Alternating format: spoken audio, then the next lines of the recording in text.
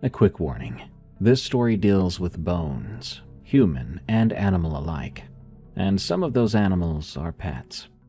This story from Canada was sent to me from a woman who claims to be a former photographer. She explains why she quit her passion and gave up her career in the following story. Please note, it is up to you to decide what you believe, but take stories like this with a grain of salt. It is titled simply, The Bone Sculptor.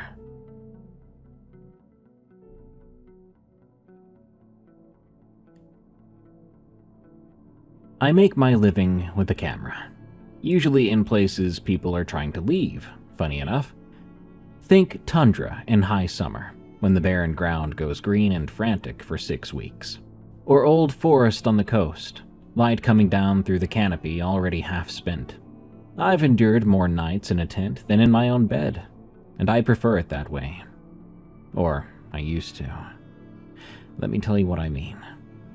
So, my photographs have run in 2 national magazines, and a calendar you may have bought at a gas station without noticing the name in the corner. It's part of my job to be an adventurous person, so I'm not nervous or too cowardly, I'd say. Being alone outside is the one thing I'm genuinely good at. Home, when I have one, is a town called Martin Lake. 1,900 people, a grocery store, a legion, a school that runs kindergarten to grade 12, all under one roof. In a town like this, the year's biggest story is a moose on the curling rink. But when a man named Don C. turned up dead, it broke something in that town, and I'm not sure it ever healed. Don went missing in autumn. That much made the news, such as our news is. A Facebook page and a notice on the co-op corkboard. Don C., whose full last name I won't share for the privacy of his family, aged 54, last seen leaving the SO. They found him 11 days later. That part never made the news. Not really. The page was never updated. The paragraph was never followed up with. If I were to search his full name today, I might find a missing man, missing in perpetuity, as if he'd simply walked off into the bush one fall and the story had politely declined to end. What actually happened to Don C., the way everyone here knows it, as told through gossip and rumors. Always secondhand, never first. I'll explain to you. I'm not going to pretend this is confirmed, but the same details arrived from too many directions to be nothing, and they were specific. Dreadfully specific. Don C. had no exterior wound. That was the big commonality. There was not a mark on him you could point to and call a cause of death, and not enough blood around to matter. What there was instead, I'm sorry to put into your head, but it's been in mine ever since. Well, his bones were gone. But again, he was not opened up. They were not ripped out of him. They were drawn out, which was what one woman said to me. Drawn out through his mouth. Fished out through the mouth. Like when you're trying to pull the skeleton from a cooked trout if you were patient and didn't want to tear the meat. No incision, no way out of him but the one we're all born with. And they say the face he was wearing when they found him, it was like he witnessed hell himself before dying. Every version of the story agreed. Whatever Don C. saw at the end, he saw every bit of it, and it did not let him look away. This haunts me even still, for very good reason. It isn't only a man that I had nodded to at the pumps for 15 years, dying in a way that's unimaginable. It's that my town looked at it and decided, somewhere together without ever holding a meeting, I guess, that this simply could not be true. So it would not be spoken out loud. So Don C. stayed missing. It was easier to leave a hole where Don C. had been than to name the thing that filled it. By November, the town had gone quiet about it, the way small towns do, and I had work to do anyway. There's a stretch of muskeg and black spruce 40 minutes out the forestry road, where great gray owls hunt the edges in the early dark. The great gray is the kind of bird that can carry a career. They're enormous, and they do not care about you. You can stand in the open and watch one drop on a vole under 2 feet of snow, and it will look through you like you're just air. I set up on the tree line a little before 3, tripod sunk in the crust, long limbs out. I'd been spying the same owl for the better part of an hour. That's most of my job. Not shooting much, just waiting for the bird to do something worth the frame. I was warm enough in my layers and excited, so patience came easy. I don't know how long he had been standing there before I finally noticed him. He was off to my right, northward, where the spruce thinned into open bog. Far off from me, a couple 100 meters at least, distance being hard to read over so much white. I first thought it was a stump or a burned snag, because it appeared too thin to be a person. That's what really struck me, how thin he was. Not lean like a tall man, thin like a man made wispy, like the closest you could get in real life to a stick figure of a man. He stood perfectly still, facing towards me, and once I understood he was a who and not a what, I couldn't unsee him, and I lost my focus on the owl. Now, you do see people out here every once in a while, like trappers or hunters. Sometimes you might see an idiot on a sled where no sledder should be. The typical and decent thing to do here is to signal to each other that you're normal, safe, not posing a danger. So I waited for that. The lift of a hand or a nod, anything like that. But nothing came. He simply stood dark and narrow, and the longer it ran, the worse that stillness got. A person at rest is never truly still, you know. Muscles get achy, breathing fluctuates. But he did none of that. He himself was like a photograph. After several minutes of this, I had to do something. I raised my arm and waved, that big whole arm wave, and I called out to him. Hello, just hello. I couldn't even be sure how far my voice traveled in that open space. But he did answer, neither with a wave nor a voice. Instead, he brought one arm straight up from the shoulder, stiff, all at once, like a child raising his hand in class. There was no motion in it, and his arm went straight up and stayed, one stiff arm raised to the sky. After a few moments, his arm dropped, and he turned in no hurry, I could tell, walking north into the spruce, until I could no longer see him in the trees. I stood there with my own hand still half lifted. I built a quick story about a shy man who didn't care for people in my head. Then I packed my gear, and I drove back to the cabin in the last of that light. This cabin was a rental I'd used before. Off-grid, like most things out here. It had a wood stove, a pile of firewood, propane lamp, and an outhouse a cold short walk from the door.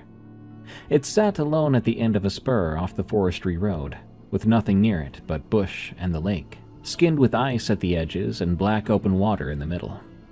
I'd taken it for 2 weeks. I awoke a little after 2, needing to pee. That's the unglamorous part about cabin nights here.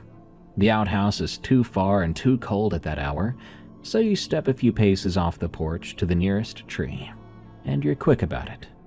I'd done it 100 times by then. I didn't even take the lamp, just pulled on my boots and a coat over nothing, and crunched out to the big spruce at the clearing's edge. I heard footsteps when I was halfway through my business, and I couldn't stop. I don't think people mention that part about fear. That sometimes your faculties will stop. Other times they just won't. It really depends on what kind of person, or victim, you are. It tells you a lot about yourself. Those steps came from behind me, out of the open clearing, slow and even, heavy. There was a crunch, crunch, crunch, straight on toward my back. They didn't slow. I stood facing that tree with everything in me locked, while a calm little voice in my head explained that I could not turn around just now, no matter how badly I wanted to, that I had to finish first, and that turning was not on the menu that my body was offering. A moose, I told myself. There are moose all through this country. They go where they please, they have no manners and answer to no one. A moose will wander into a clearing in the dark and stand near you and breathe, and you won't know this massive thing was right next to you until you find its tracks at dawn. It's a moose for sure, I made myself believe. I did not want to tell myself that I was a half-dressed woman pinned against a tree in the dark while someone walked up on her from behind.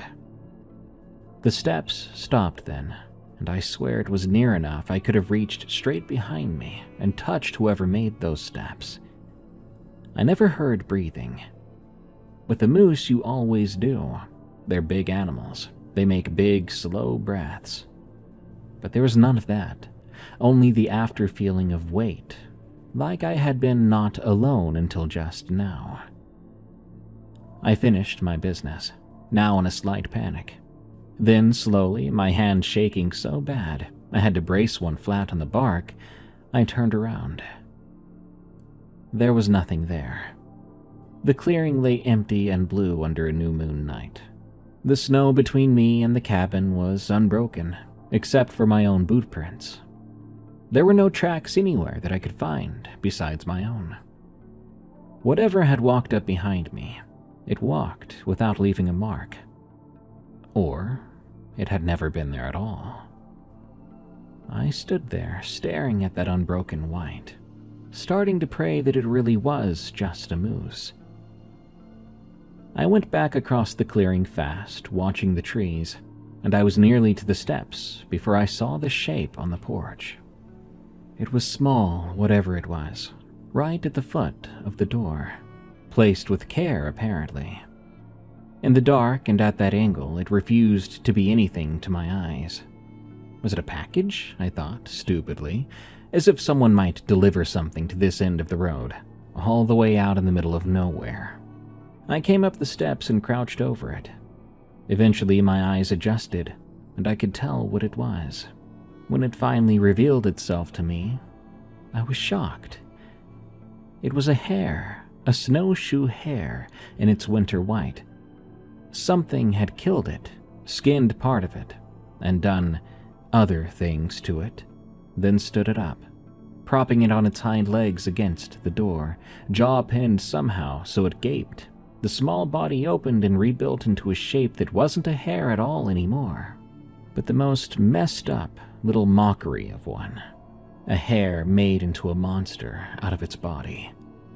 One forelimb had been fixed, pointing straight up from the shoulder, stiff and held there, as if to say, hello. I didn't sleep that night. I sat in the cot, and I watched. I had the lamp turned all the way up, and a knife in my hand that I had no idea if I could use when the moment struck. I watched the door until sunup.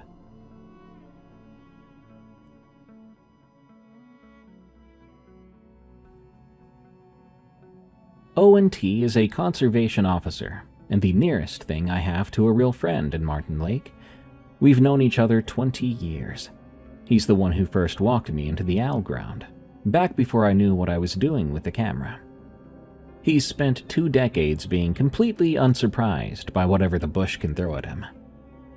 I drove in the moment the hour was halfway decent, and I turned up at his office with the hare in a contractor bag in the bed of the truck. Some part of me needed a person with a badge to look at it, to confirm it was a thing that actually happened in this world. He studied it a long time, but never touched it. Owen doesn't rattle, but he went a particular kind of still when he saw it. When he finally spoke, he didn't start with the bag. "Did you see anybody out there?" he asked. I did tell him about the figure at the bog, and the thinness of the man, the way his arm went straight up and the weirdest hello I'd ever seen. He let me get all the way through without once interrupting, which actually isn't like him, and at the end he asked me to describe the arm again, so I did. He nodded slowly down at the bag, as if those two things had just shaken hands in front of us. "I don't want you out there alone right now," he said. "That's basically an order. Not the cabin, not the back roads, not the owl ground. Not until we know what this is. God, Owen, do you think it's the same person? I asked. That question had been nagging at me the whole drive. Whether whoever did that to a hair on my doorstep might have been the one who had done that to Dawn. He interrupted me this time. I don't know, Owen said. Honestly, I don't. I don't want to say something I'm not even sure of. That's just gonna keep you up at night. He drew the bag shut and knotted it himself, carefully, as if he might break the thing inside, which was already beyond broken. No real reason to think so anyway. People do ugly things, and most of them never escalate past ugly. But I'd be lying if I said I liked the timing. He looked at me straight. Stay in town a few days. Stay at the house with Rinna and the kids if you have to. Just not out there. Promise me that. I promised him, and I meant it. He rubbed his hand down his face, then told me the rest. He'd phoned it to the detachment, he said, and that I should know what that was worth. The nearest RCMP was 2 hours of bad road off in Thompson, 3 positions short and buried in backlog, and a dead hare and a man I couldn't describe past then. That wasn't going to pull anyone off, whatever they were already behind on. He would ride it up, then he'd swing by the cabin when his rounds carried him near it. But Owen checked hunting tags and winched trucks out of ditches for a living. If this turned into the thing neither of us wanted it to, he was not the person to call, sadly.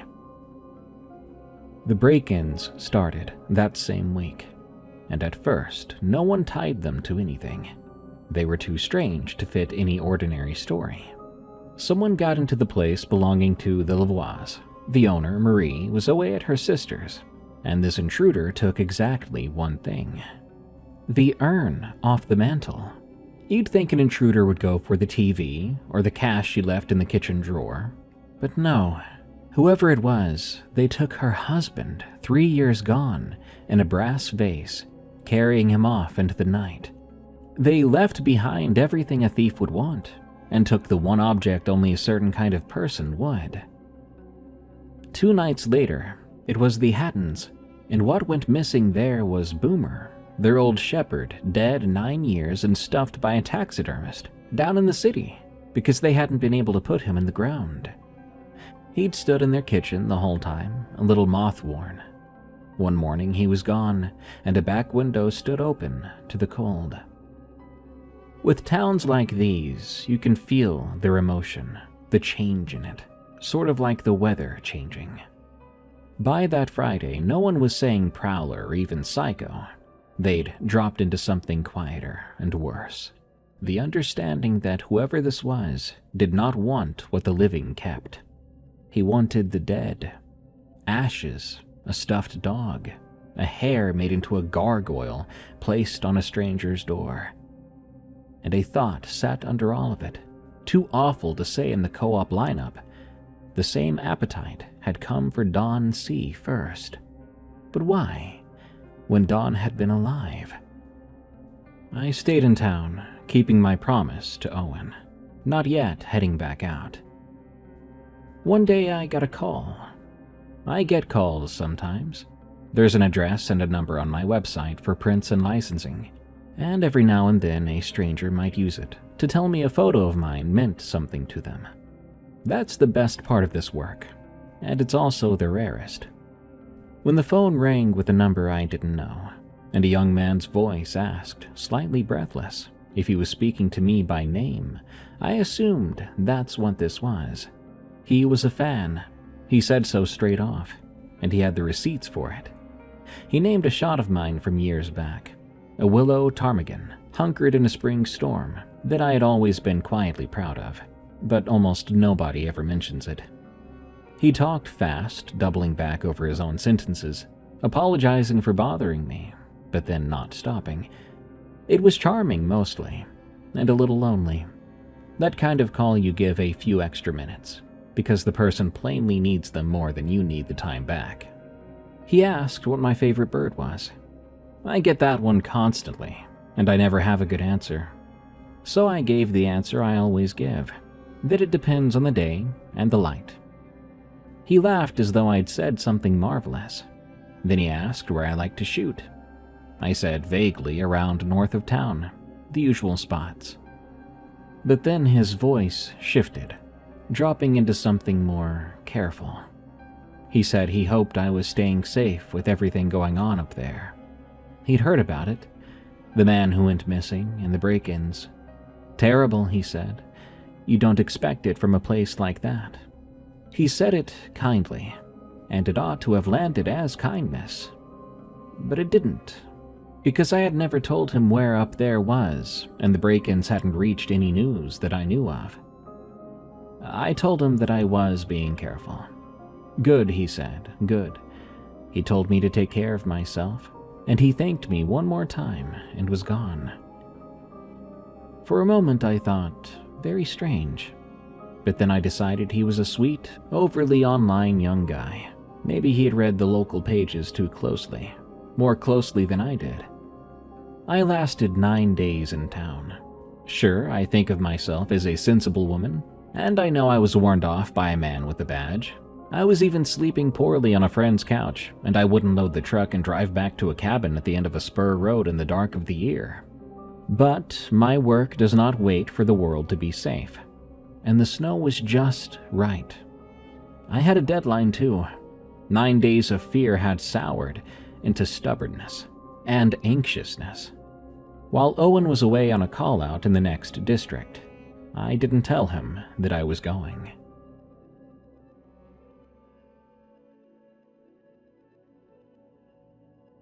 The forecast said flurries. Up here, that word will cover almost anything. By the time I'd unloaded and gotten the stove drawing, the flurries had become the real article, and within the hour the real article had become a wall. Wind off the lake driving snow flat across the clearing until the tree line went out like someone had wiped it off the glass. There would be no shooting for me. There was barely a question of reaching the outhouse. So I had to do the indoor version of cabin life, which I despise, and which I'll spare you most of, except to say that when you can't get to an outhouse in a whiteout, you make do. And making do means a pan kept by the door and a few wretched inches of open window, whenever the need outgrows what a pan can dignify, and the cold keeps coming through any gap. I'm a grown professional, and I spent that evening managing my own body with a roasting pan and apologizing to myself. It's the least frightening thing in this story, but I'm saying it here so you know that I was alone and stuck. For dinner, I had tuna. I had a sleeve and a half of soda crackers. I hadn't done a proper grocery run, because I wasn't even sure if I was coming back out until last minute. So supper was tuna on crackers eaten standing over the stove. The radio promised the system would push through overnight and ease by morning, and I believed it, and I hoped it to be true. In the middle of the night, the porch woke me. I'd gone down in my clothes on the cot by the stove with the lamp turned low. The first thing was the quiet. The wind had died down, the storm had faded to silence, and within that silence I heard something on the porch. It's an old porch. Those boards are loud, creaking constantly underfoot, and across 2 weeks I've basically memorized each one's specific sound. What I was hearing now was weight crossing them, board by board, slowly, moving from the far end toward the door. And I knew for certain that this was not wind. Wind doesn't take steps 1 foot at a time. Someone was out there, walking the length of the porch, and taking their time to do so. I lay on the cot with my eyes open in the dark, not moving, only listening. The steps reached the door and stopped. I heard the handle beginning to move, the dry little rattle of the latch, and the soft press of someone testing whether the door would give. It held. I'd locked it at dusk, out of habit, which I'd never once needed until apparently now. The handle eased back. There was a pause, a long one. Whoever was out there was thinking of what to do next. But then the boards spoke again in reverse. The far end now, still slowly. Then it stopped. The quiet came back, and everything settled down. I didn't go back to sleep right off. After a while, long enough that the fear had worn down to a dull watchfulness, I got up and went to the door, checking it with my own hand. Locked, handle firm. I stood a moment with my palm flat against the cold wood. The solidity of it calmed me, and in the end that talked me back down. I went over to the cot, and I went to sleep. I woke up in the early morning light to find that I'd been outlined in bone. They lay around me on the floor in a careful border, following the shape of the cot and of me on it, near but never touching. These were bird bones, small, pale bird bones, scores of them, ribs and the long hollow wing bones and little jointed feet, laid out carefully into a line that ran from beside my pillow, down one side, around my feet, and back up the other. A thin, pale outline of a sleeping woman drawn in the leavings of birds. I lay inside it. I could barely breathe. Someone had knelt over me in the night for what had to be a very long time, close enough to touch me, and they worked their way around the whole edge of my sleeping body, then left. When I looked up, the door was shut. I made myself rise, stepping over the bones, crossing over to the door. The lock was still thrown, just as I'd left it, locked. I almost laughed, some cracked little sound, because it made no sense. A locked door is locked, and yet these bones were on the inside of this cabin with me. To prove the lock to myself one more time, I took the handle and gave a very hard, frustrated pull, and the whole door swung loose toward me, off the frame. It came away at the hinges, both of them. The screws sat in their holes with nothing behind them, the wood gone soft and chewed through, and the bolt I'd taken such comfort in held fast in its plate, while the door it was set into simply lifted aside, like a lid off a pot. It had not been truly locked. All this time I was sleeping behind an open door. That bolt was nothing more than an ornament. Anyone who knew, anyone who had stood out there in the dark testing the handle and feeling it hold, then walking away, they knew the whole time that the door would open to a pull, or for them on the outside, a push. Whoever that was the night before, they had come back. I stood in that open frame with the dead door in my hands, and the cold pouring in across my bones, as well as the bird bones. And out beyond the steps, the new snow lay smooth and unmarked all the way to the tree line. Not a single track anywhere to be found. Impossibly clean. Leaving was the sane thing to do. When someone breaks in and outlines your sleeping body with bird bones, you pack the truck and you drive south. Let the cabin keep its winter to itself. But what I did instead was get angry. I didn't get the hot kind of angry, but the cold kind, for an organized person. For 2 months I'd been sick over a dead man the whole town had agreed to keep calling missing, over a truth nobody would put on paper. And here the truth was walking right to my porch in the dark, kneeling over me, leaving me little treats. If I ran, it all stayed a rumor, something only talked about in kitchens or in alleyways. But I had the one tool on earth for turning a rumor into a fact, sitting on the table in a padded case, the very thing I made my career around, a camera. So I stayed. Now, you don't find a great gray owl by wandering around and hoping you'll see one. You learn its edges, its habitats, its habits, the lines it keeps.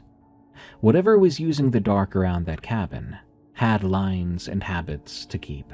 The first clue came in the form of an owl. The specific owl I'd been watching had hunted the same bog margin, but now it would no longer go near a whole arm of country to the northeast, giving that region a wide berth. I'd have done the same if I were still listening to the older part of myself. On the second afternoon, the wind out of that arm carried something, the reek of low tide, but with the scent of rot. My plan was to photograph whatever was making that smell and bring the picture to Owen. Evidence. If I had some evidence, this whole mess would be over, or rather it would be solved. I didn't tell Owen I was going, though. He'd have told me to stay put, and I didn't want to hear that. It was cold enough that the snow squeaked under my boots. The sky was clear and there was no wind. A morning I would normally have been happy to be out in. I left the truck at the cabin and walked on. There was no road where I was going, and the sound of a snowmobile carries for miles out there. I wanted to come up on this quietly. The camera hung across my chest, and I kept my hands in my pockets. Every few minutes I patted the side pocket to feel the spare battery, to make sure it was still there. My breath was freezing on my scarf, then on my eyelashes. I kept having to wipe them clear. The cold was painful that morning. I was wearing basically everything that I'd packed, down to the heavy mitts I saved for serious weather, and I was still freezing before I'd gone very far. I'd been moving slow, stopping every minute to listen. Stopping at all lets the cold in. After about 20 minutes, I stopped recognizing anything around me. I crossed a frozen creek into some spruce so thick I had to turn sideways to push through, and the old snow under the trees was packed hard. There was no trail here, but someone had been coming through here. Branches bent aside instead of snapped. However, there were no footprints. Somebody had been through here, back and forth. That alone creeped me out, and I kept walking. It was slow. The path wandered around deadfall and around the thicker stands of spruce. Twice it forked, and I had to guess which way to go. At each fork I snapped a branch so I could find my way out, though I wasn't sure if I'd be making it out the same way I came, if at all. I'd been walking close to an hour when the trees finally began to thin. That smell got so much worse the deeper I went, until I was breathing through my mouth to keep myself from gagging. A few times I stopped, thinking about turning back, wondering if this was worth it, but I chose to continue on. I've wondered since then why I did, and I think the answer is and was that I wanted to see it. I mean, looking at what other people won't is what I do for a living, and that pull was stronger than any fear I had. The spruce opened up. There was a clearing back there I'd never known about, small with the sun coming in sideways across the snow, and in the middle of it stood something. I stopped at the trees, and for a moment I couldn't make sense of what I was seeing. Was it a twisted dead tree? A big leaning snag? Nothing else out here gets that tall. When the full picture clicked in my head, my stomach dropped. It was built out of bone, whatever it was. It stood twice my height and ran as wide as my small cabin. All of it was bone, and someone had built it. The long bones, moose and caribou by the look of them, stood up out of the snow like posts, braced at the base to hold their places. Smaller bones filled the rows between. Ribs slotted into ribs. Shoulder blades lay over one another like roof shingles. The whole of it was lashed tight with wire and sinew and strips of dried hide. Careful work this was. Whoever made it knew what they were doing, and took all the time they needed. There were also skulls in it, placed firmly in the structure, wherever the curve of one could take more weight. The big antlered ones rode near the top. Dog and wolf skulls sat lower. Down in the gaps were smaller skulls than those, more than I could count. Foxes and hares and marten, and others I didn't recognize. Most of them faced the same way I was facing. Someone had sorted these bones and set them in this place like this. on purpose.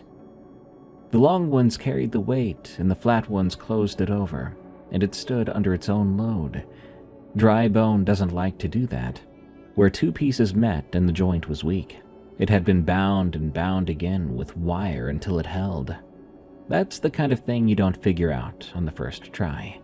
You build it, watch it come down, and build again. And it can take years. Whoever made this had been coming out here for years. To a place where nobody ever comes. Off to one side, on a square canvas in the snow, lay a set of tools. Ordinary tools.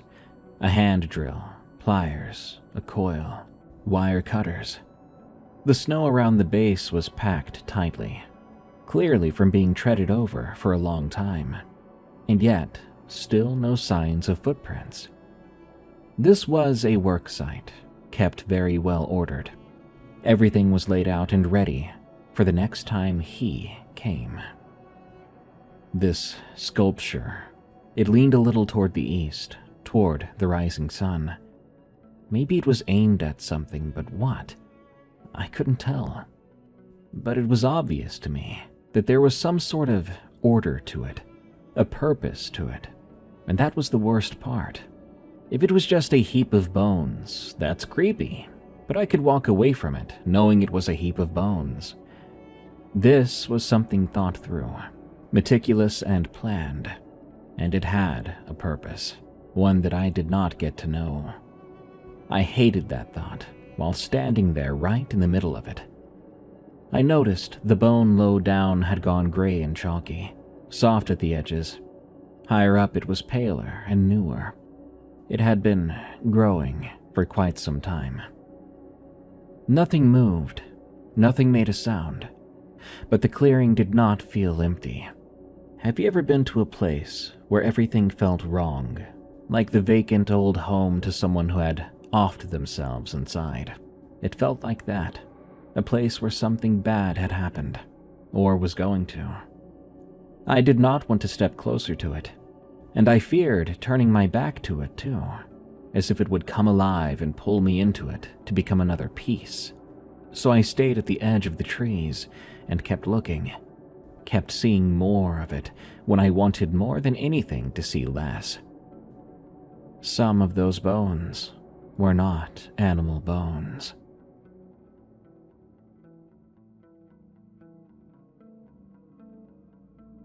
I think deep down we can all tell a human bone when we see one. It gives you a chill up your spine when you stumble upon one where it shouldn't be. And I could see clearly there were bones of someone here that the town kept calling missing. Someone who was not just missing.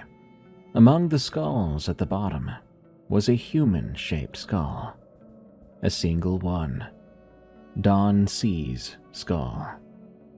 Without getting closer, I walked sideways, flanking the structure, to get a better look at this human-shaped skull. And how I wish I never had. As I walked to see the other side, more human skulls revealed themselves. At least a dozen. I could barely breathe. I hoped these were taken from a graveyard, but there had been no reported grave robbings. Then I wondered, how long have the disappearances been happening? Was Dawn's the only one? The most recent, the most dramatic one? I recalled then a couple of stories from the town. Stories that weren't the truth, apparently. A decade ago, there was a trapper, a man who walked out on his marriage. People said he fled town, and he was never seen again. There was a teenager everyone figured had hitched south and never called home, looking for a better life or excitement, also never seen again. The type of quote-unquote disappearances that wouldn't be news stories or overly dramatic gossip for a long time. Not like Dawn's murder. But standing there, looking at these skulls, I wondered, how many of these stories ended here? Lower down, around chest height, one bird had been worked in more carefully than anything else around it. A small willow ptarmigan, bones opened out into a spread wing pose. a position it never would have been in while alive. I knew that bird. I had photographed one like it years earlier in a spring storm. Then I remembered the phone call with that stranger, the fan, the one who brought up that exact picture, asking me what my favorite bird was, laughing at me when I wouldn't say for sure. No, he never needed me to answer. He already had the answer. And standing there, I finally understood what that monstrous form of a hair on my porch had been, as well as the bones around me that I woke to. Gifts. They'd been gifts the entire time, not threats or warnings. If someone would kill to take bones from people and animals, he could have killed me in the night while I slept, but he did not. Instead, he left trinkets for me. This psychopath. He was an artist showing his work to the one person he wanted to see it. And as I kept walking around the structure, I saw that he was on the far side of it. I hadn't seen him at first. He was the same pale color as the bones, and just as still. I was hoping it was just another structure. But this was a man. He knelt at the base with his back to me, his hands busy with something, and his shoulders shifting around, definitely working on something that I couldn't see. He had the dog on his back, the Hatton's old shepherd, the stuffed one that someone had taken, draped over his shoulders and down his spine, wearing it like a hide, its dried face resting against the back of his skull, and its glass eyes pointing straight at me. Below that dog, he wore skins of other animals, sewn into a long coat. There were feathers threaded into the seams. When he moved, the edges of him stirred. I should have run while his back was turned, but I didn't. I stood there with my camera, and neither my legs nor my hands would move. "You came," he said. He did not turn around. It was the voice from the phone, the same young-sounding man who had gushed about my pictures, slower now, calmer, and sounding more aged than I thought before. He also sounded glad, and that scared the hell out of me. This psycho was happy that I'd come. "I hoped you would," he said. He kept messing with something in his hands, facing the bones. "I left that little one for you. The hair. I wasn't sure it was clear enough. I'm not good at the small ones, you see." He stopped a second. "No, you're good at the small ones. That's how I knew it was you. You notice things. Everyone else walks past things, but you stop and you look, and you get other people to look too. I've been watching what you look at for a long time."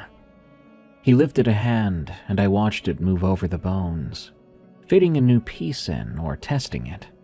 A sick thought went through me, that he was adding to it even now, with me standing right there, like I'd walked in on him at a hobby, and he wanted to finish one last stitch before he set it down. The dog's dead face watched me the whole time over his shoulder. I have no idea how long it went on, but it felt very, very long. I tried to speak, but nothing came out. My mouth was incredibly dry, and I could feel my heart in my throat. My truck was probably an hour behind me now, through brush that I'd never retrace if I ran, and he was between me and the only way I knew back. Eventually, he spoke again. "I came, and I looked at you, too, while you were sleeping." He said it gently. "I didn't touch you. I would never touch you. I only wanted to see you the way you see your birds. So I put you in it for a little while to see how you looked." I thought of the bird bones around me and on the cabin floor, close to my body but never touching me. At the time, I thought it was someone trying to scare me. Now I understood. He'd done to me exactly what I do with my camera, arranging me, stepping back, and taking a look, making up his mind about the arrangement. And when I realized what he meant, I lost my breath again. He had decided I belonged in the thing he was building.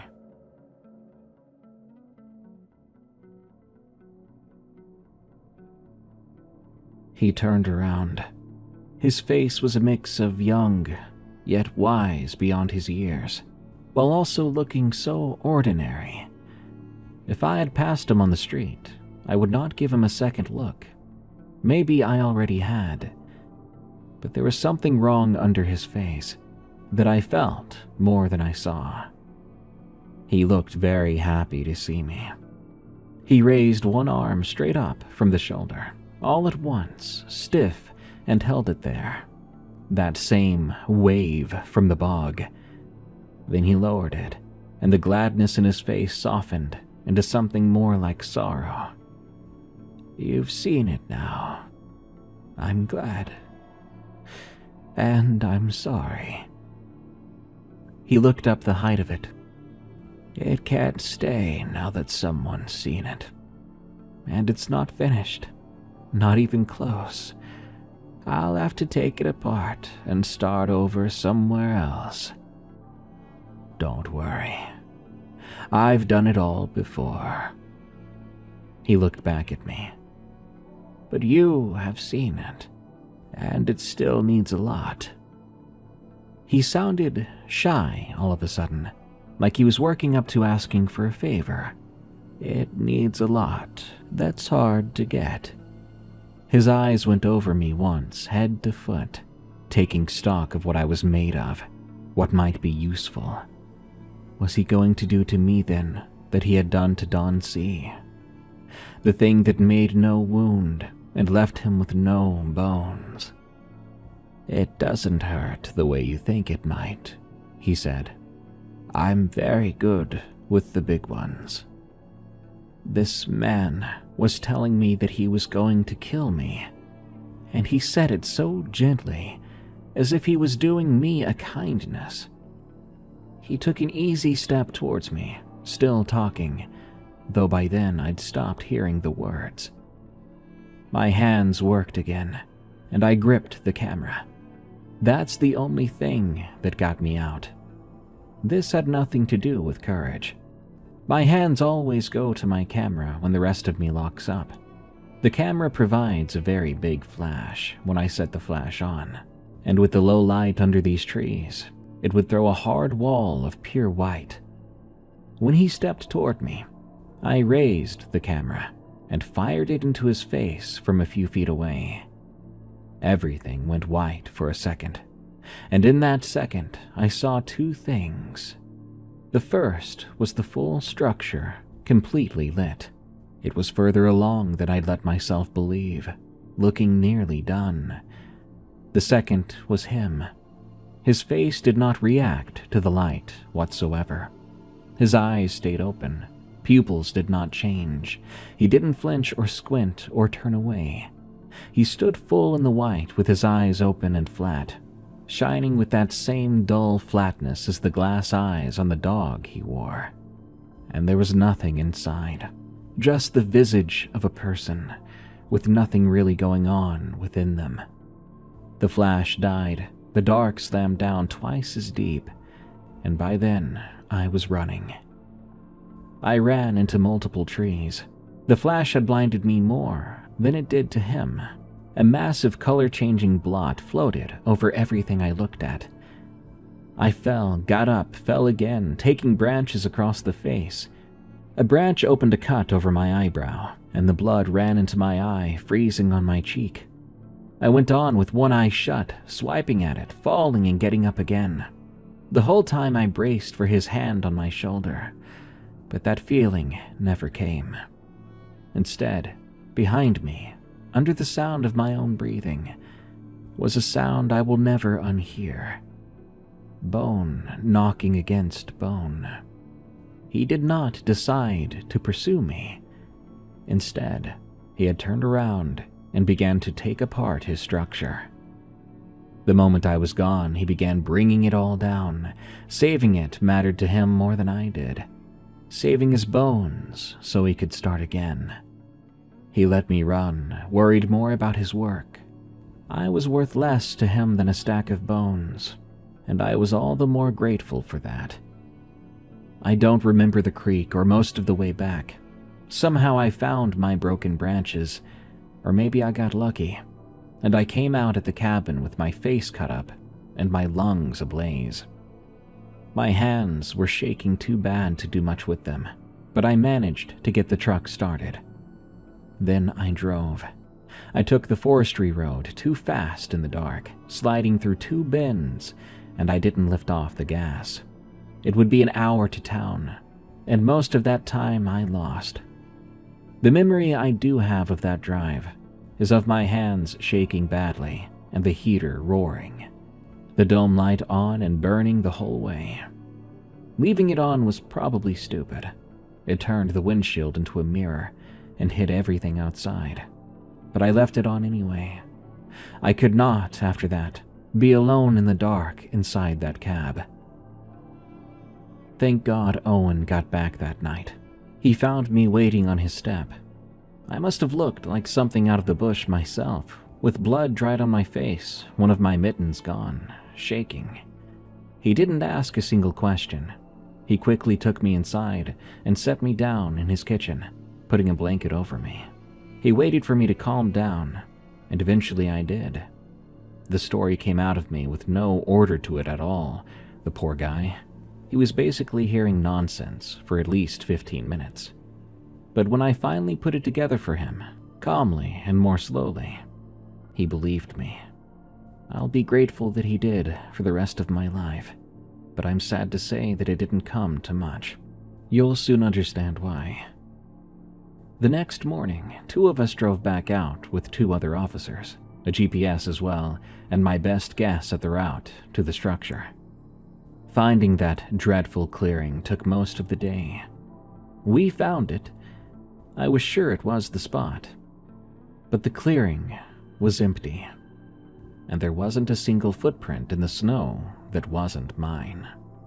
There were, however, holes in the ground where heavy things had been sunk and pulled back out, and the smell was still there. One of the younger officers asked what it was, but no one had an answer. No bone or wire or skulls remained. That freak had carried every piece of it off, while I sat shaking in my truck. Carried it all off to somewhere in the bush, which itself loses things for a living. I watched the officers, pacing the edge of the hole-filled snow, studying it. They were very obviously confused as to how to write this up in a report. I thought I had one picture to give them, but the night before, when I was at Owen's, we looked at the photo together. Solid white. The flash had been too close, too bright. The canopy, I guess, was too low, causing it to reflect too harshly. The worst thing, the worst person I'd ever seen in my life, came out as a blank white rectangle. I had no evidence, just my word and the holes in the snow. I left Martin Lake that spring. I'd lived there 11 years, and I packed up in about a week. Rumors, of course, sprouted. That I'd been a victim of one of the break-ins. That I had nerves about what was going on. No one judged me. Martin Lake had become a very creepy place for everyone with what was going on.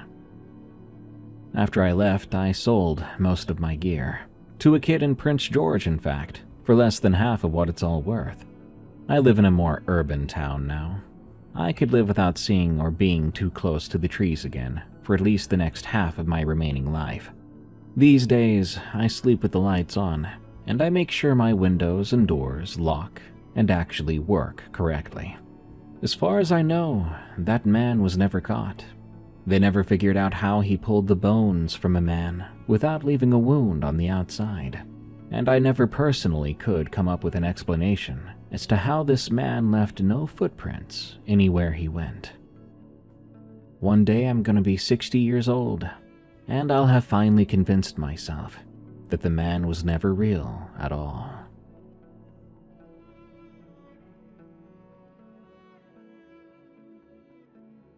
I've always found taxidermy to be creepy. If you handed me a rabbit taxidermy made into a necromorph, I probably would leave town too, but much sooner than she did. Hold on tight to your bones, everyone. You never know when the stranger you just met is a fan of your bones and might be planning to take them. Good night. Thank you for listening to this episode of Tales from the Break Room. I've been your host, Darkness Prevails. You can send me your scary work-related stories at eeriecast.com/submit. And you can support this show, unlock ad-free episodes, and bonus stories by becoming a member over at erie.fm. Thank you. Till next time, everyone, I'll be clocking out. But don't worry, I've got to clock back in real soon. Hi, welcome to Dead and Roasted. What can I get you? Yo, unless I've gone completely senile, and that might be the case, let's be real, I'm aging faster than Asmongold, I think this is our 200th episode. So thank you all insanely much for sticking with me for 200 whole episodes of me never figuring out how to shut up. You're all the best. Quick warning though, I had a hankering for some school-related stories on this one, and I feel like school is kind of like work for people who don't have a career yet, so it counts. Anyway, prepare for skinwalkers, a glitch at Aldi, and extremely haunted schools. These are tales from the break room. And you should leave us a review or follow us on Spotify or Apple Podcasts. Thank you. Ghost at my law school. From Bobwar, Wasabort. A few years ago, I attended law school in LA. I'd heard rumors it was haunted when I first started. And as a believer in the supernatural, I tried to stay away from spots at the school where people had seen spirits. I've encountered ghosts and what I'm sure was a demon before, making me wary of what people report as ghosts. While at school, I had multiple encounters with an entity that called herself Sharon, as well as other spirits. The first was late at night in the school's library. The library had 3 floors with a basement, ground, and second floor. I tried to stay on the ground and second floors, as the basement always scared me. It was designed in a way where if you whispered just right, it would always sound like a person was right next to you. It was also where one of the 2 restrooms was. I left my study group to use the restroom. When I got into the basement and turned the corner to the restroom, I saw a woman in an old vintage red dress. She reminded me of a secretary for some reason. She walked down the hall, and as I was curious who she was, I followed her. That hallway ended with a wide-open room filled with corrals and a dead end, with the only way out being behind me. When I got there, she was nowhere to be found, and I know for a fact I had not seen her come back down the hallway towards me. While I was walking around, I asked out loud, "Who's there?" I could feel something, and something whispered back, "Sharon." I left that basement so fast, my study group was confused as to why I was packing up like a madman. For the next 3 years, I only went into that basement whenever the sun was out. I'm also sure the woman I saw was not Sharon, but that's for later. The second encounter I had was on the second floor of the library, funny enough. My friend, I'll call her Elle, and I were getting ready for exams. We were in the library near closing. The second floor had a hallway of study rooms that were quite popular. All night I'd walked up and down, seeing who might still be there. We were in the last study room on our side of the hall, and by this point, there was no one else around. At closing, the lights to the rooms automatically go off, and when they did for us, we began to pack up to leave, as we both lived on campus. We were pretty spooked already, since it was darkish and no one was around. When I opened the door, we both heard what sounded like children laughing and playing.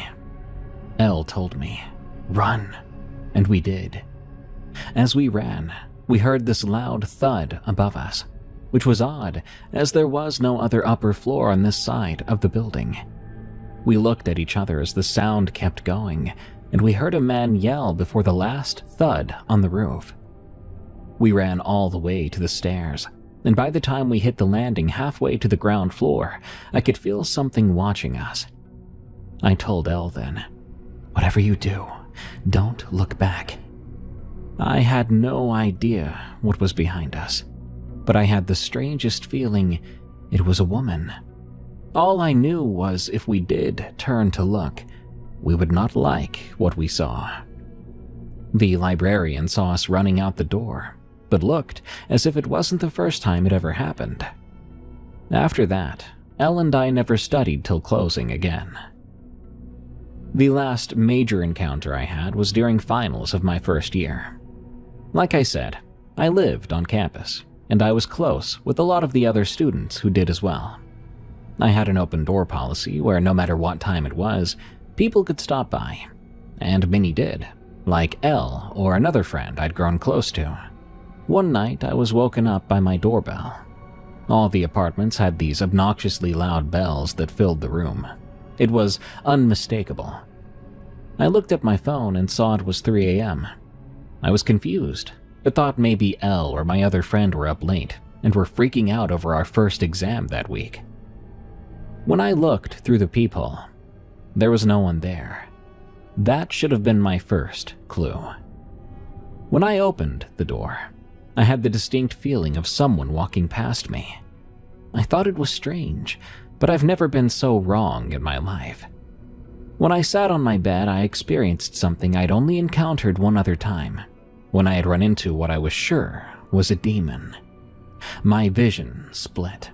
I was looking through my eyes and the eyes of another person, but from the corner of my room. Something was looking at me. I could feel her anger and hatred, and it was focused directly on me. I could then see a woman in all white with long black hair staring at me, but also I could see myself on the bed. I was terrified, almost rooted in place. I was raised Catholic, and I kept a rosary on my nightstand. In that moment, the part of my brain not paralyzed by fear willed my hand to grab it, and I began to pray. I've prayed 1,000 times in my life, but this time I felt as if I was praying for my life. A part of me knew this was Sharon. It was familiar somehow. I prayed for 30 minutes. The whole time I felt as if I was in a tug-of-war with Sharon's will. At some point, she vanished, and my vision returned to normal. I felt exhausted though, but I was too scared to fall asleep. I don't remember falling asleep, but I know that I woke up to my doorbell again. When I looked this time, it was my friend, Kay, at the door. I let her in, but when I looked down, there was a bare footprint on my door seal. The outlines of toes were unmistakable, and Kay saw them too. They weren't there the day before. My parents came by that day, and I believe my mother and I share this ability to sense the supernatural. When she walked into the apartment, she looked at me like something was off. When I got a moment to speak to her alone, she asked if something had been in my apartment, and I told her yes. The next 3 years, I had multiple other smaller encounters with Sharon, but nothing like that night. I've only been that scared on 2 other occasions with the supernatural. I still have that rosary within reach of my bed years later, and it will stay there until I pass on to the next life. Something lives in the fields around my campus. From Danny D123. I've lived in Michigan my entire life. I grew up in the Metro Detroit area, went to high school in Saginaw, and now attend a small college in southern Michigan. I'm going to keep the name of the school itself private for the sake of anonymity. It's a small college, fewer than 2,000 students, sitting smack dab in the middle of nowhere.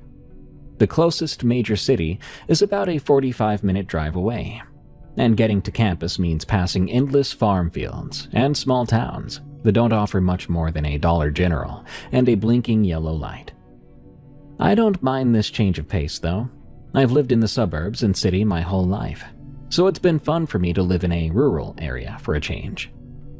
The town is quiet, and the campus is beautiful in many ways, especially in the winter when the snow is falling.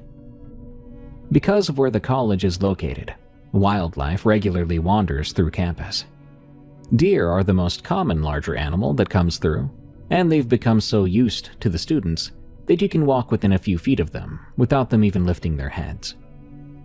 Most of the area's wildlife is harmless. Most of it, but not all.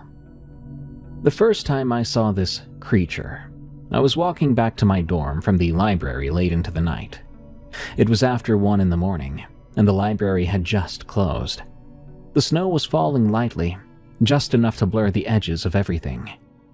My dormitory was located on the very edge of campus, about a 10-minute walk from the library. Beyond it were open fields, a patch of forest, and a small park owned by the college far off in the distance. As I walked along the sidewalk, beginning to wish I'd brought a heavier jacket, I glanced down the road toward my dorm. At first, I saw nothing out of the ordinary, only the snow-covered fields and the dull glow of a distant streetlight. But when I looked again, something was stepping out of the trees under the streetlight. At first, I assumed it was a dog of some sort. It looked like one from that distance. Maybe it was a stray or a farm dog that had gotten loose. But as it stepped fully into the light, I realized something was very wrong. It was enormous, larger than any dog I'd ever seen, and the way it moved wasn't right. It seemed to crawl on all fours, but not in the way a dog would. That was because whatever this thing was did not have regular front paws. What it had instead looked like oversized, heavily furred human hands. That was enough for me. I sprinted toward my dorm, slipping on the frozen ground, but managing to reach the door in record time. I never heard anything chase me, but I didn't look back. As far as I know, that creature never noticed me at all, but I wasn't going to sit around and wait for it to do that. For a while after this event, I tried explaining away what I'd seen. I told myself it was just exhaustion from studying, that the snow and darkness had distorted my vision, that it had been a normal, but oversized dog. However, nothing I came up with fully settled. Deep down, I knew what I'd seen could not be explained. But eventually, classes and exams pushed the memory of the encounter aside. Midterms turned into finals, and before I knew it, the semester was over. The next time I saw the creature was during the first semester of my sophomore year. It was still early in the semester, but classes were getting difficult. I was studying in my dorm room on the 3rd floor. From my window, I could see the wide field behind the building. Looking out, I saw a group of deer packed tightly together at the far end of the field. Something shot out across the field and caught my attention. I knew instantly what it was. The creature was sprinting across the field at an unnatural speed. It launched itself at one of the deer, which barely had any time to react. It slammed into the deer, tearing into its side with powerful jaws. Then, as if the deer weighed almost nothing to it, the creature lifted the thing off the ground and carried it off into the trees. I sat at my desk long after it was gone, frozen with fear and bewilderment. After that, I avoided the edges of campus at all costs, as much as I possibly could, especially after dark, which wasn't easy given the campus's small size. I even considered switching dorms to a building closer to the center of campus. But in the end, I stayed where I was, not wanting to leave my friends and the nice room I had. A month after that, I had my 3rd and final encounter. I was driving home for the weekend, but due to an on-campus event, which ran later than expected, the sun had already set. As I drove down the road leading away from campus, I noticed something lying in the left lane. As I got closer, I realized it was a deer. This deer, however, had not been hit by a car. Deep gouges had been torn through its side, as if massive fangs had ripped the flesh to ribbons. I slowed down, got over to the other side of the road, and passed it, feeling uneasy. Then I checked my rearview mirror. Standing in the middle of the road, beside the mutilated deer, was the same creature. This time, I could see it clearly. It had to be 8 feet tall. Black and gray fur covered a heavily muscle-bound body. Its mouth was full of long fangs, dripping with what looked like blood. And it wasn't on all fours. It was standing upright on 2 legs, watching me. I floored it. I don't know why it didn't chase me. It easily could have. I'd already seen how fast it could move. Instead, it just stood there, staring as I sped away. I never saw it again. Whatever it was, it never seemed all that interested in me, thank God. I'm very grateful for that. Still, knowing something like that exists somewhere near where I live keeps me awake some nights. It's been nearly a year since my last encounter. Whether it left the area to find new hunting grounds or is still roaming the fields around my college, I'm not sure. But I won't be upset if I never have to see it again. The Original Inhabitant, from Creek Peeper 22. I stopped telling this story out loud because people always want me to turn it into a joke. I can't do that without feeling stupid. I can still picture one part of it too clearly, and once you see something like that, it sits in your head for a very long time. In 2012, I was a sophomore at a college in Oregon. That fall, it rained all the time. The dorm I lived in was one of those older brick buildings that had been quote-unquote updated a dozen times without ever really feeling modern. The carpet was always damp, and the air always smelled faintly of detergent because the laundry room was in the basement, and the vents never did their job quite right. The building was 4 floors with a basement. The layout was simple. 1 long hallway on each floor, doors on both sides, a lounge near the stairwell, vending machines at the far end.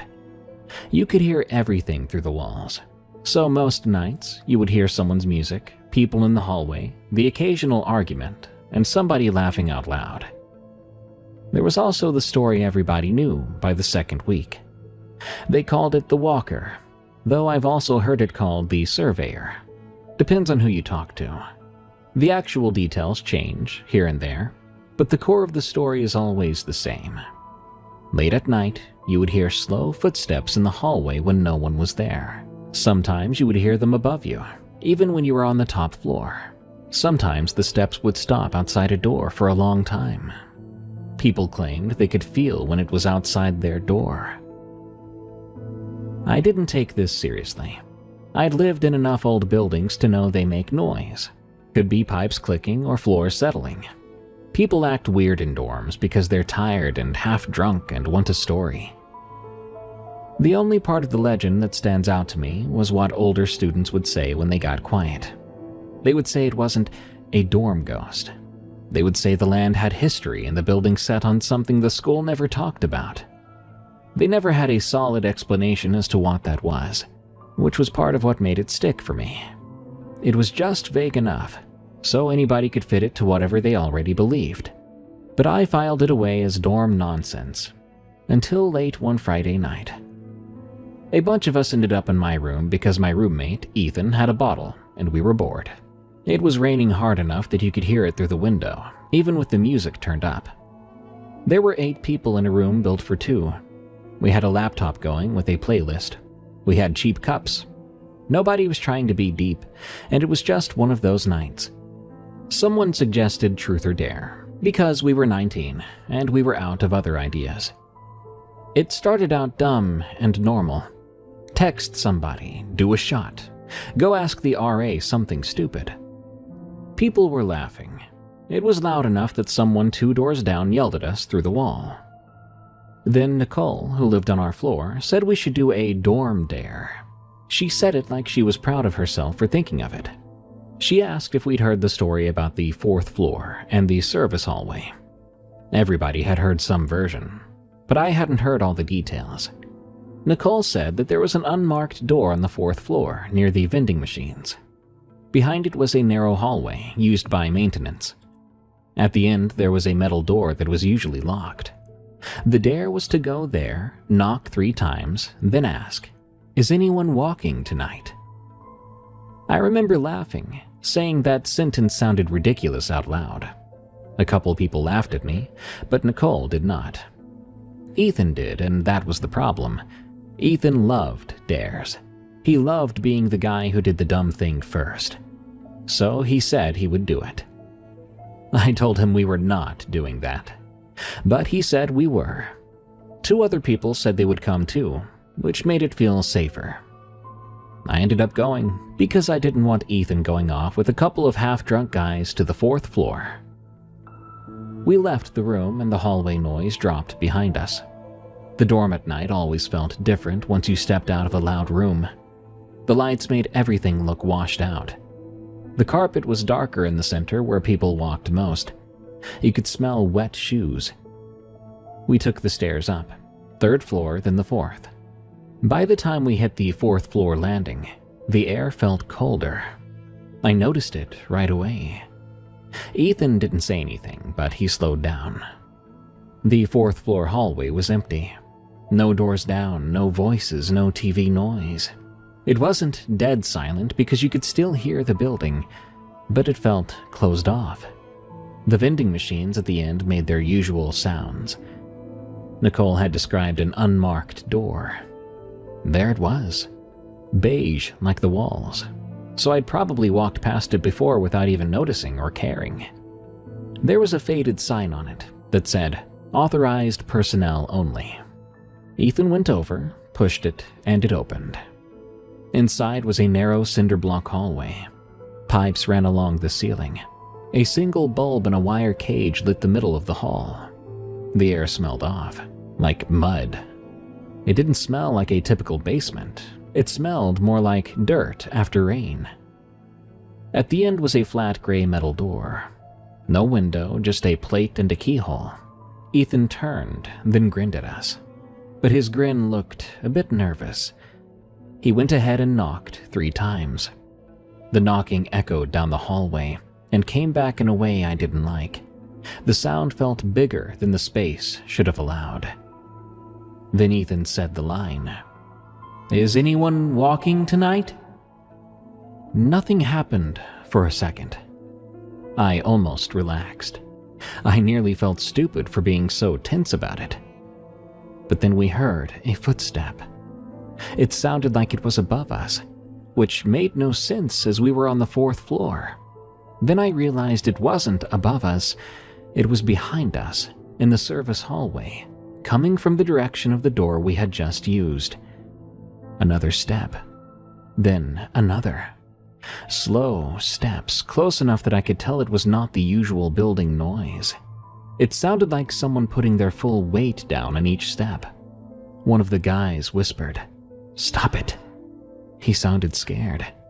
Nobody had done anything, though. Ethan took a step backward until his shoulder hit the metal door. I could see his throat moving when he swallowed. The footsteps kept coming. They didn't speed up, nor did they slow down. I turned to look down the service hallway toward the door we came in through. But it was empty. There was nowhere someone could hide. It was just a straight hallway. The light did not reach the doorway well, but I could still see the outline. Nobody was there. The footsteps stopped about 10 feet behind us, and the air grew freezing cold. It felt harder to breathe, not because I was choking, but because my body was trying to stay quiet. That's when the bulb in the wire cage flickered and went out. Ethan pulled out his phone and turned on the flashlight. The beam was shaky. It lit up the cinder block walls and the pipes. That's when I saw the handprints. They were on the wall to our left, wet and dark. They weren't dusty. They had edges. You could see finger shapes. They started at about waist height and continued upward in a staggered line, higher than any of us could reach without standing on something. Ethan whispered, "No." From the metal door in front of us, we heard a scratch.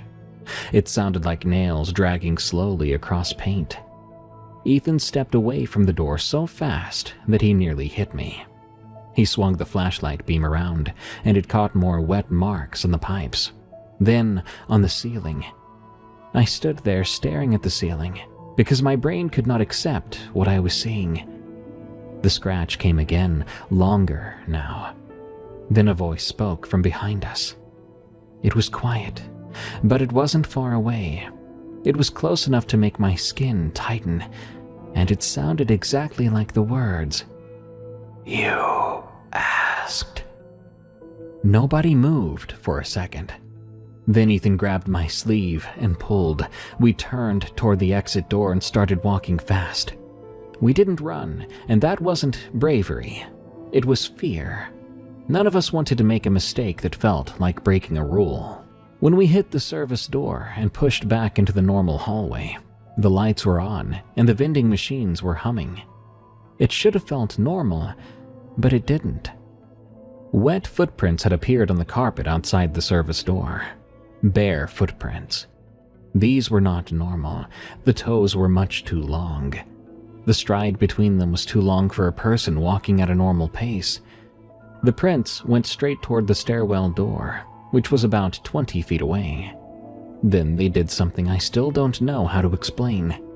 They continued up the wall beside the stairwell door. The wet marks went vertical, climbing from the carpet up the painted wall. The last print was near the ceiling, right at the corner where the wall met the ceiling tile. Then they stopped. Ethan stood staring with his phone light pointed at them, and his mouth was wide open. One of the other guys whispered, "I can't," and he started to back away. We went down the stairs. We didn't talk until we got back to our floor. When we got back into my room, everybody went quiet. They could tell by our faces that we were not joking. Ethan held up his phone and said he had an incoming call while we were in the service hallway. It was time-stamped, and there was no number. The screen showed a blank where a number should have been. Nicole even looked pale, and I realized she was not enjoying this.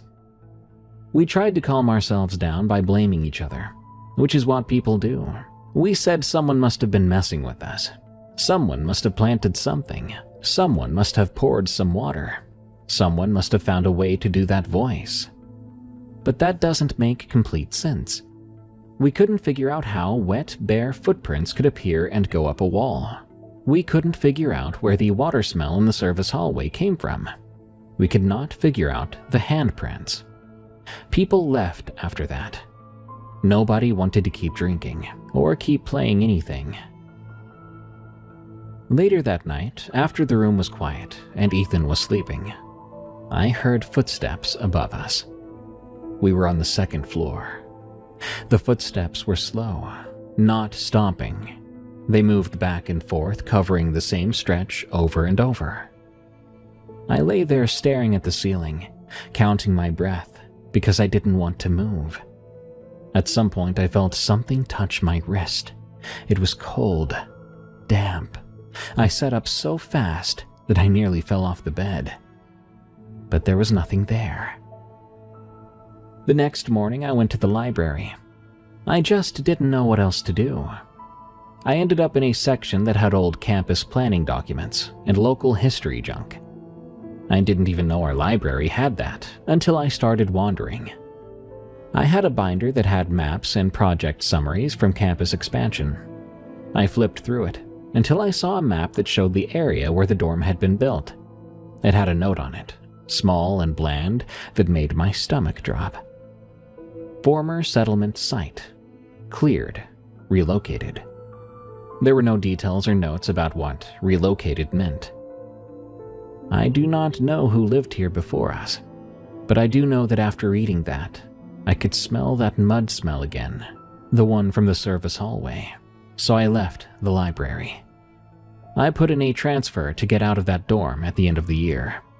As far as I know, plenty of people have stayed there and never had a problem. and most folks probably think that legend is funny and not real. But I believe it.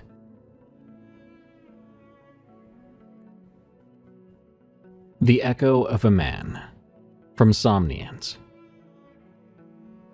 I lost my left hand when I was a kid.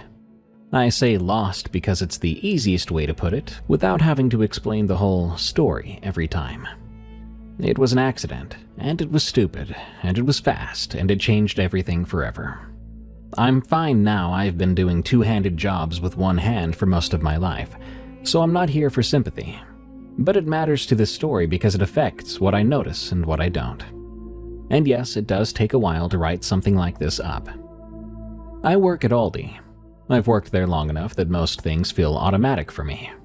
I know where everything is without thinking and what noises are normal, like when the freezer is about to throw a fit, or the way the floor squeaks when you walk on it after it's been mopped.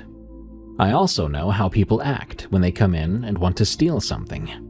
I know how people act when they come in because they're lonely or want somewhere warm. This happened 3 years ago. I still think about it sometimes when I'm closing and the store gets that empty feeling. It was late enough that the parking lot was mostly empty and the register area felt too bright compared to the rest of the store. It was one of those super slow nights where it seems like the clock is being lazy. A couple of people had come through and grabbing milk or beer, but that was it. If you've ever worked retail, you know what I mean when I say a slow day. It's not peaceful per se, it's kind of tense in a low-grade way, because you're just waiting for something to happen or half hoping nothing does. Could be a rush 1 minute or nothing. Around that time, a man came in. He didn't come in like a normal customer. He appeared older, maybe late 50s or early 60s, hard to tell. His clothes looked like they'd been slept in, all dirty and worn down. His jacket was too big and hung off of him like it belonged to a much bigger person. His hair was long and thin. He looked relieved to come inside after a long time outside. We get people like that sometimes. I'm not saying that to be cruel, it's just true. A lot of stores have to deal with it. The managers usually want us to discourage loitering. They don't want the store turning into a hangout spot. They don't want customers feeling uncomfortable. There are policies, but the reality is you have to use judgment. If someone comes in and it looks like they might buy something, you give them a little time. If they come in and just wander around or sit down or start to act weird, you have to decide when to step in. This guy came in and moved in a straight line. He walked through the entrance. He didn't look at the seasonal junk or the carts. He headed down the first aisle like he already knew where he wanted to go. He did not glance at the checkout lanes. He did not make eye contact with me. He didn't look around the store either. He walked like he was following instructions, like a pre-planned route. I watched him for a second because he stood out. I told myself it was nothing. People come in with their heads down all the time, so I waited. A few minutes went by, then a few more. The store was empty at the time besides me, one stalker somewhere in the back half, and our manager doing something in the office. It was quiet enough that I could hear the refrigeration units and the faint music overhead. Aldi music always feels like it's being played for nobody. I kept expecting the man to come up and check out with something small. That's usually the way it goes. They grab a soda, something cheap, a snack or a loaf of bread. But this man never came to the checkout. After a while, I started thinking about the other possibility. Sometimes people come in and they steal. Sometimes they come in and just wander because it's warm and bright, and they can pretend for 10 minutes that they're a regular person doing regular shopping. I waited longer than I usually would, because I didn't want to make a big deal if he was actually buying something. I also didn't want to be that employee who jumps on someone just because they look homeless. I've seen some coworkers I will not name do that, and it always feels gross. Most of the time it escalates for no reason. But he had been in there long enough that it was feeling odd. The store wasn't big. You can't wander around in an Aldi for 20 minutes without looping around. So I got up from the register and walked out from behind the lane. I went down the aisle he had gone down. I scanned the lanes between shelves as I walked, but I didn't see him. I went farther back, toward the middle. I checked by the coolers. I checked the aisle where the bread was, and the aisle with the canned stuff. I walked past end caps and looked down each row, but the man wasn't there. I felt a little stupid. I thought maybe he had come up while I was looking away, deciding not to buy anything, and left. People do that all the time. I walked back toward the front. The entrance door didn't make its usual sound, and I didn't hear it open. I didn't hear anyone around. The store still felt empty, like it was before he ever came. I got back behind the register and told myself he was just gone. I went back to staring at the lane, waiting for the next customer, thinking about what I still needed to do before close. A couple minutes passed, but then I saw him again. He came in the same way as before.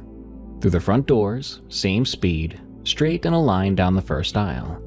He didn't look at me and did not hesitate.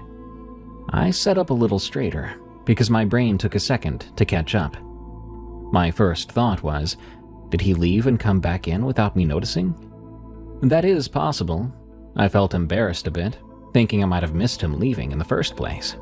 The door is very visible from the register, but you get distracted sometimes. You look down, you look at your screen, you zone out. Still, the way he entered again this time bothered me. I mean, people don't usually enter twice in a row with the same exact routine unless they're doing something, or maybe they forgot something. I watched him go down the aisle again. I told myself this time I would keep a better eye out. I still didn't want to jump to any conclusions. I'm not going to call my manager over a guy walking back in. He disappeared into the aisles again, and once more he never came to the checkout. This time I didn't wait as long. I gave it a few minutes, then I stepped out. I didn't feel angry, I just felt, I don't know, strange, uneasy. I didn't like the way he was going in the store, not making a sound, being hidden. The idea I was in here with someone else that I couldn't locate was kind of uncomfortable. I walked down the same aisle he had gone down.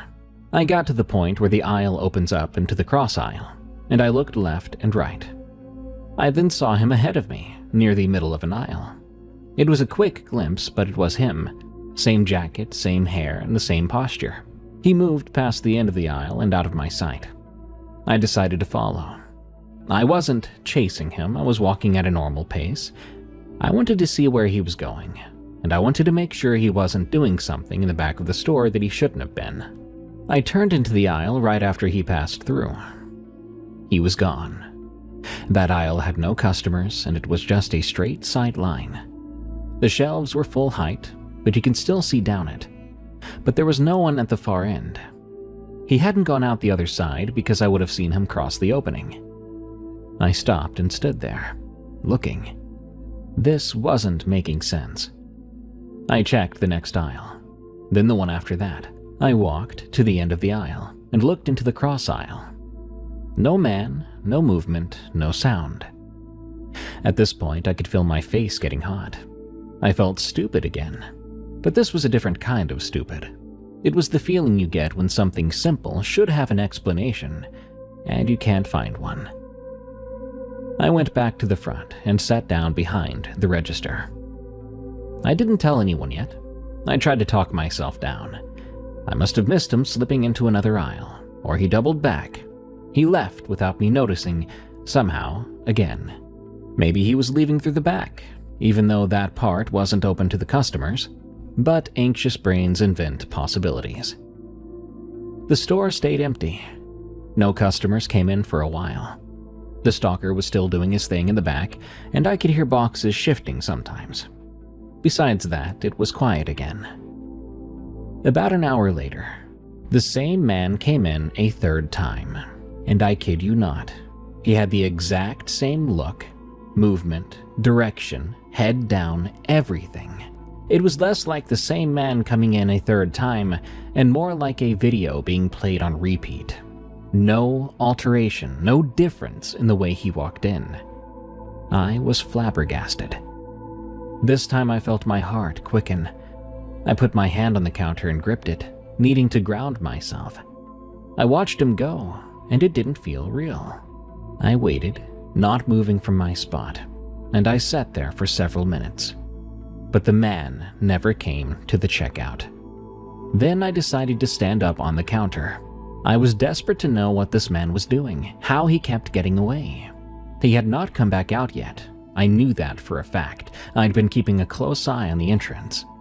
When I stood on that counter and got on my tiptoes, I could see over every aisle. The man was not in the store. Immediately I went to the manager and I called out for him. When he didn't answer my call, I called out to the stalker. He was the one to come up first. For a moment he looked annoyed. Not at me exactly, but at the idea of extra drama late at night when we were nearly closed. Then he saw my face and his reaction became different. I was not calm at this time. I was trying to be calm, but something else was coming through, I'm sure of it. Without using the word ghost or glitch or anything, I began to explain to him what was going on. The manager showed up mid-explanation, so I started over. I said a guy who looked homeless kept coming in, walking down the same aisle, walking the same way, but never coming out. And it kept happening again and again and again. The manager told me to go take a smoke break. He said he would handle the register and the stalker would keep an eye out. He felt empathetic, not making fun of me, not annoyed, and that really helped me. He could tell I was rattled. I took him up on the offer. I went outside for a 15-minute smoke break. I needed the air. I know it's an oxymoron, smoking and getting air. Anyway, I stood by the side of the building where employees usually go.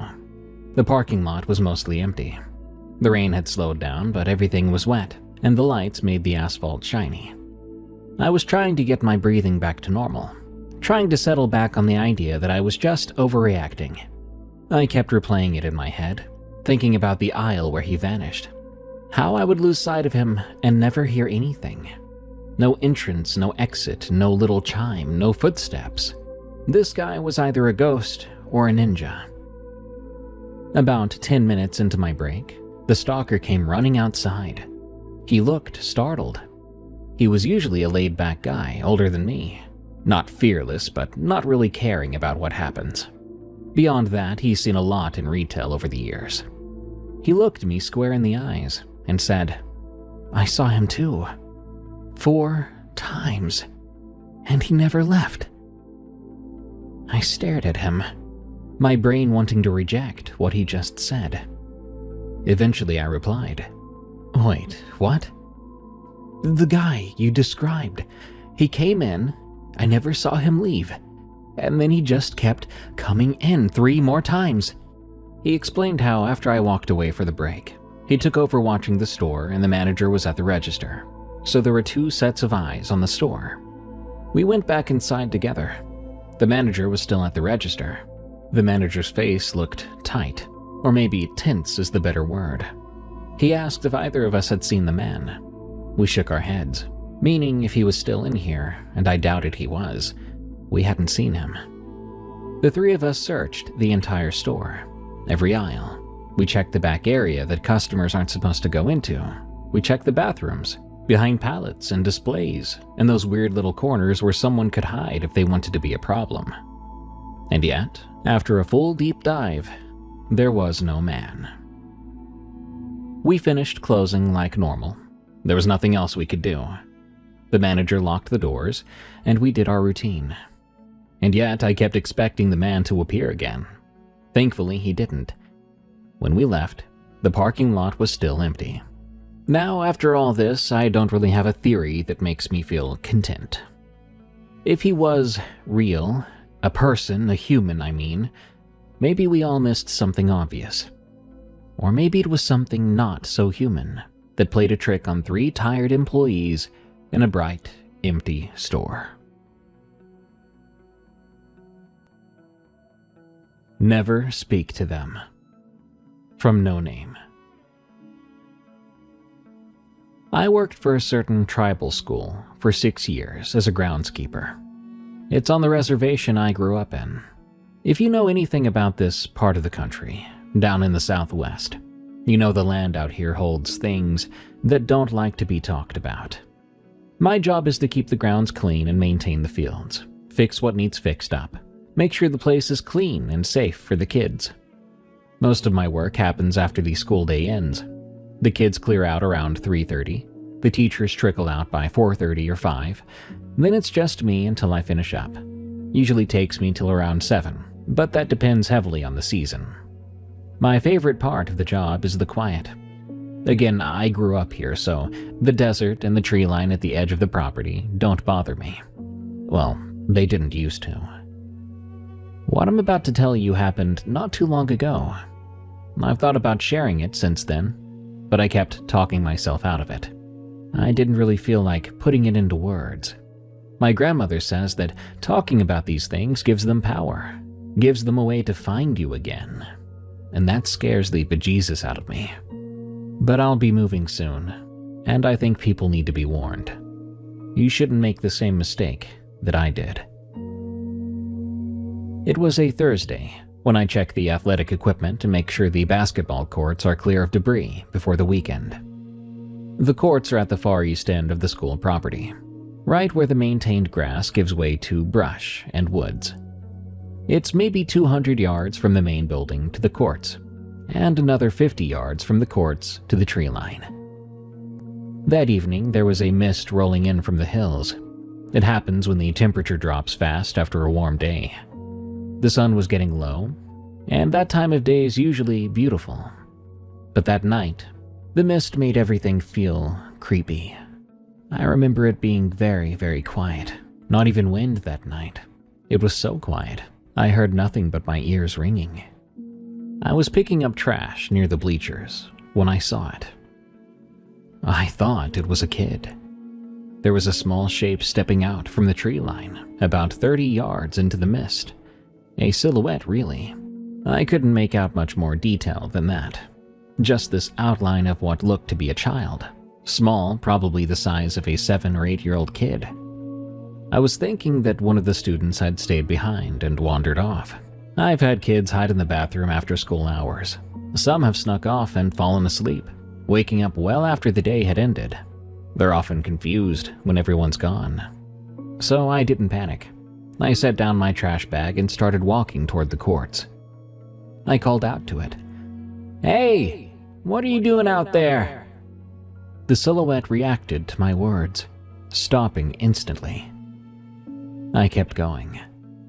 "School's over, buddy. You need to come back. I can call someone to pick you up." And then it laughed. I could never describe that sound in a way that makes you truly understand it, but I can say it was like a kid's laugh, a bit high-pitched and light, but it bounced around like it was coming from everywhere, from the woods, from behind me, from inside my own head. And underneath that laugh was something else, like a second, lower sound that reminded me of breathing or growling. Every hair on my body stood up. I stopped walking. I even stopped breathing for a moment. Because at that second, I remembered every story my grandmother ever told me, every warning from my elders, all the pieces of folklore I'd brushed off as superstition when I was younger, when I thought I knew better than everyone else. You don't speak to them. You do not acknowledge them.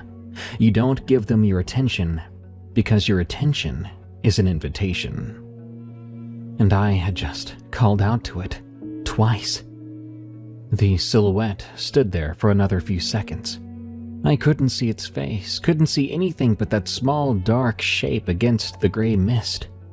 Then, slowly, it turned and walked back into the woods. I stood frozen until it disappeared completely into the trees. When I could finally move again, I walked back to the main building as quickly as I could. I had about an hour left on my shift. I spent it inside the building, finding busy work in the hallways and the gym. I mopped floors that didn't need any more mopping, and I checked locks that were already locked.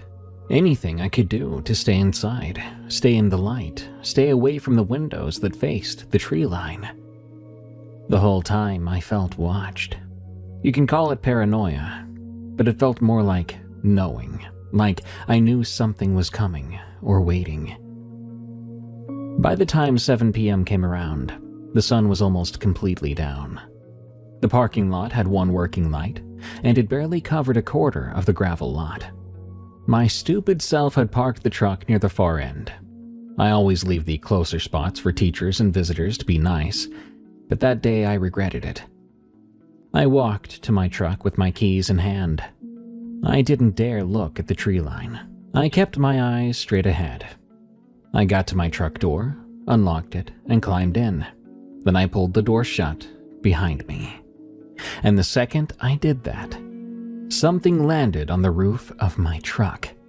The entire vehicle rocked. The impact was so hard I thought the roof might cave in. I yelled, and I slammed my hand down on the lock button so hard I thought I broke it. Then the other sounds started. Scraping, clawing sounds, like something with long, hard nails trying to dig through the metal above my head.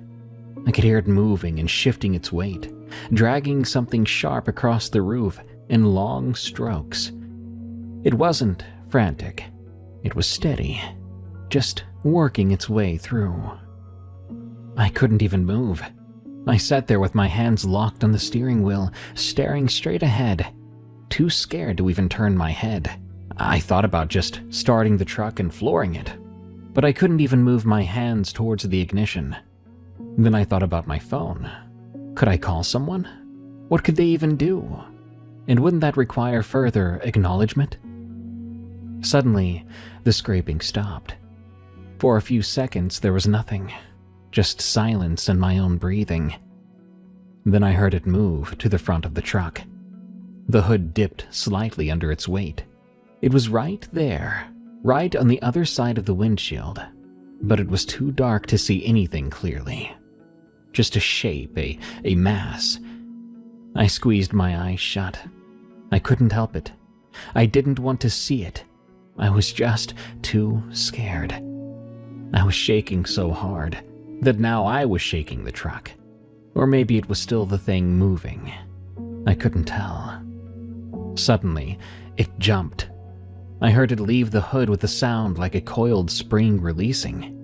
My eyes flew open just in time to see something land in the gravel about 20 feet ahead of my truck.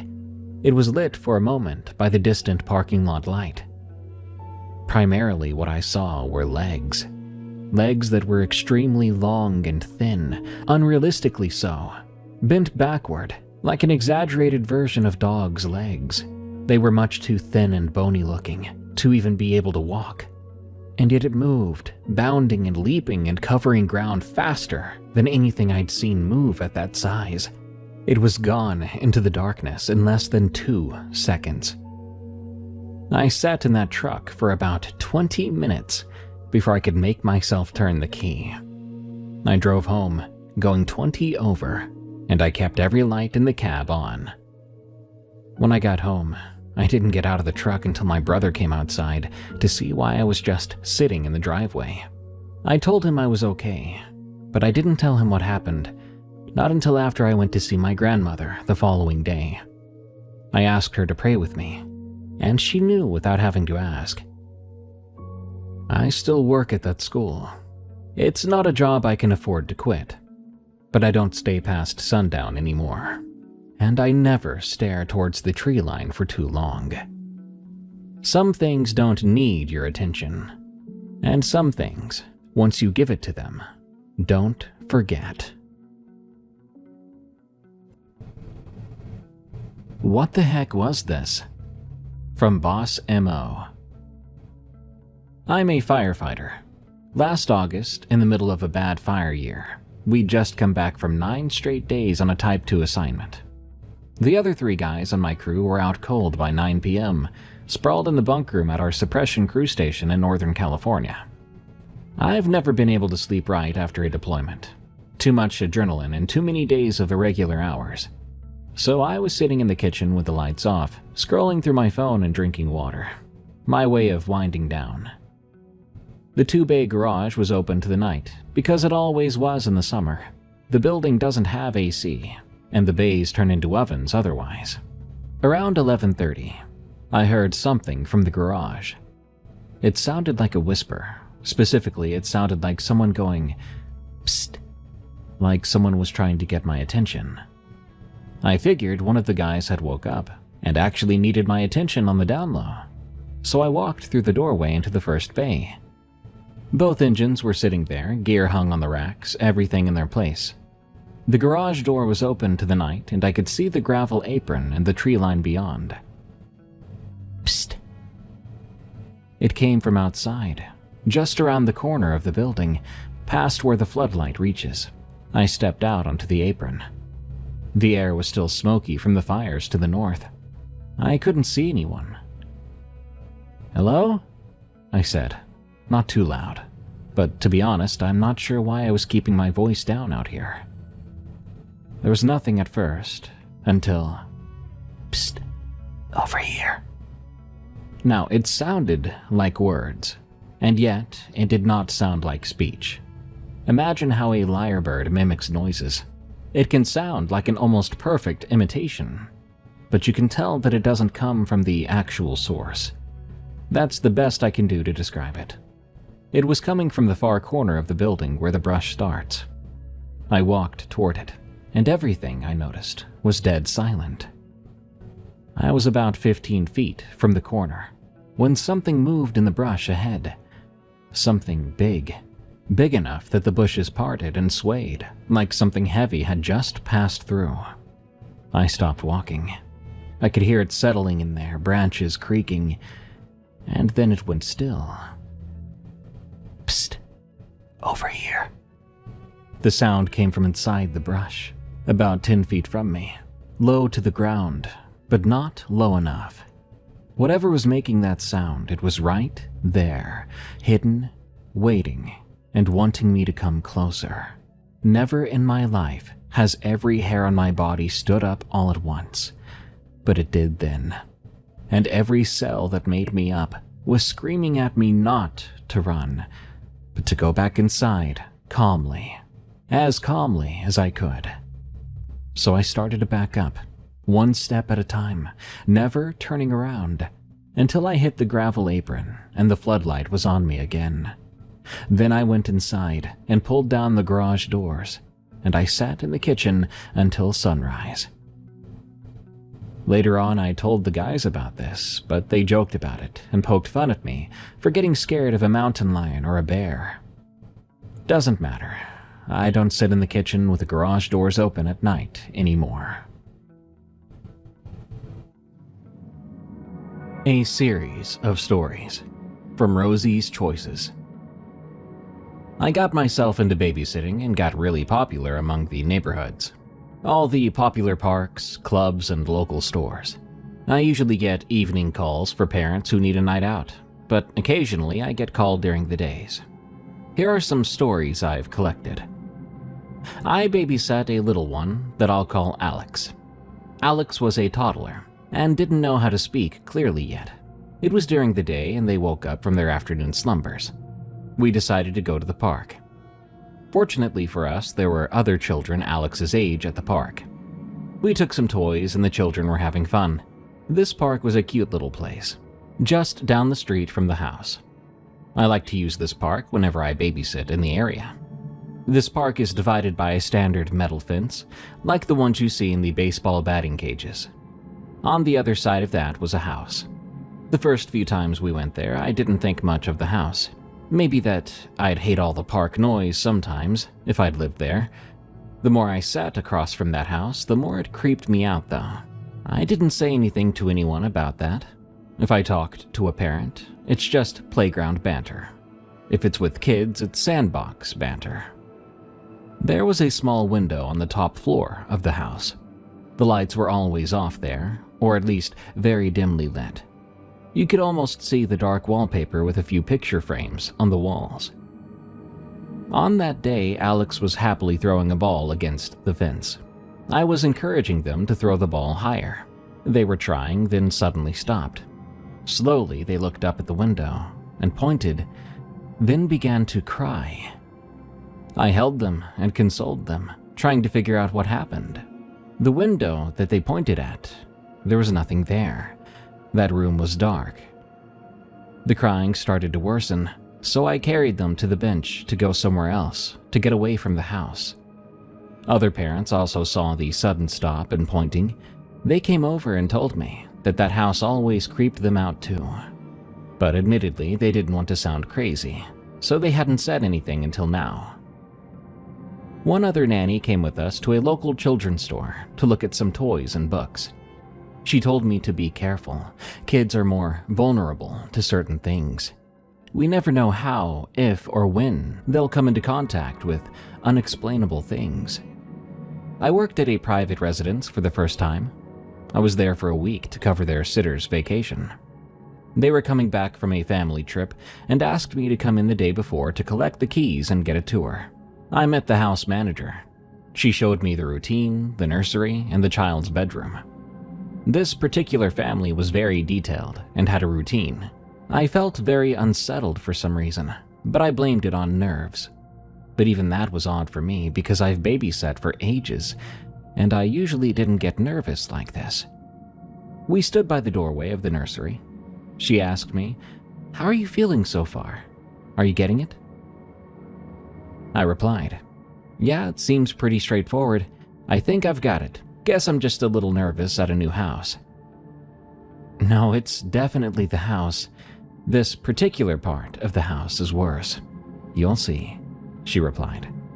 "Oh, can't wait," I laughed. Then she stopped me.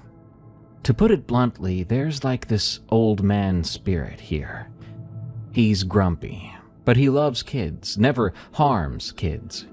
But the adults he likes to bother. He might play some tricks on you."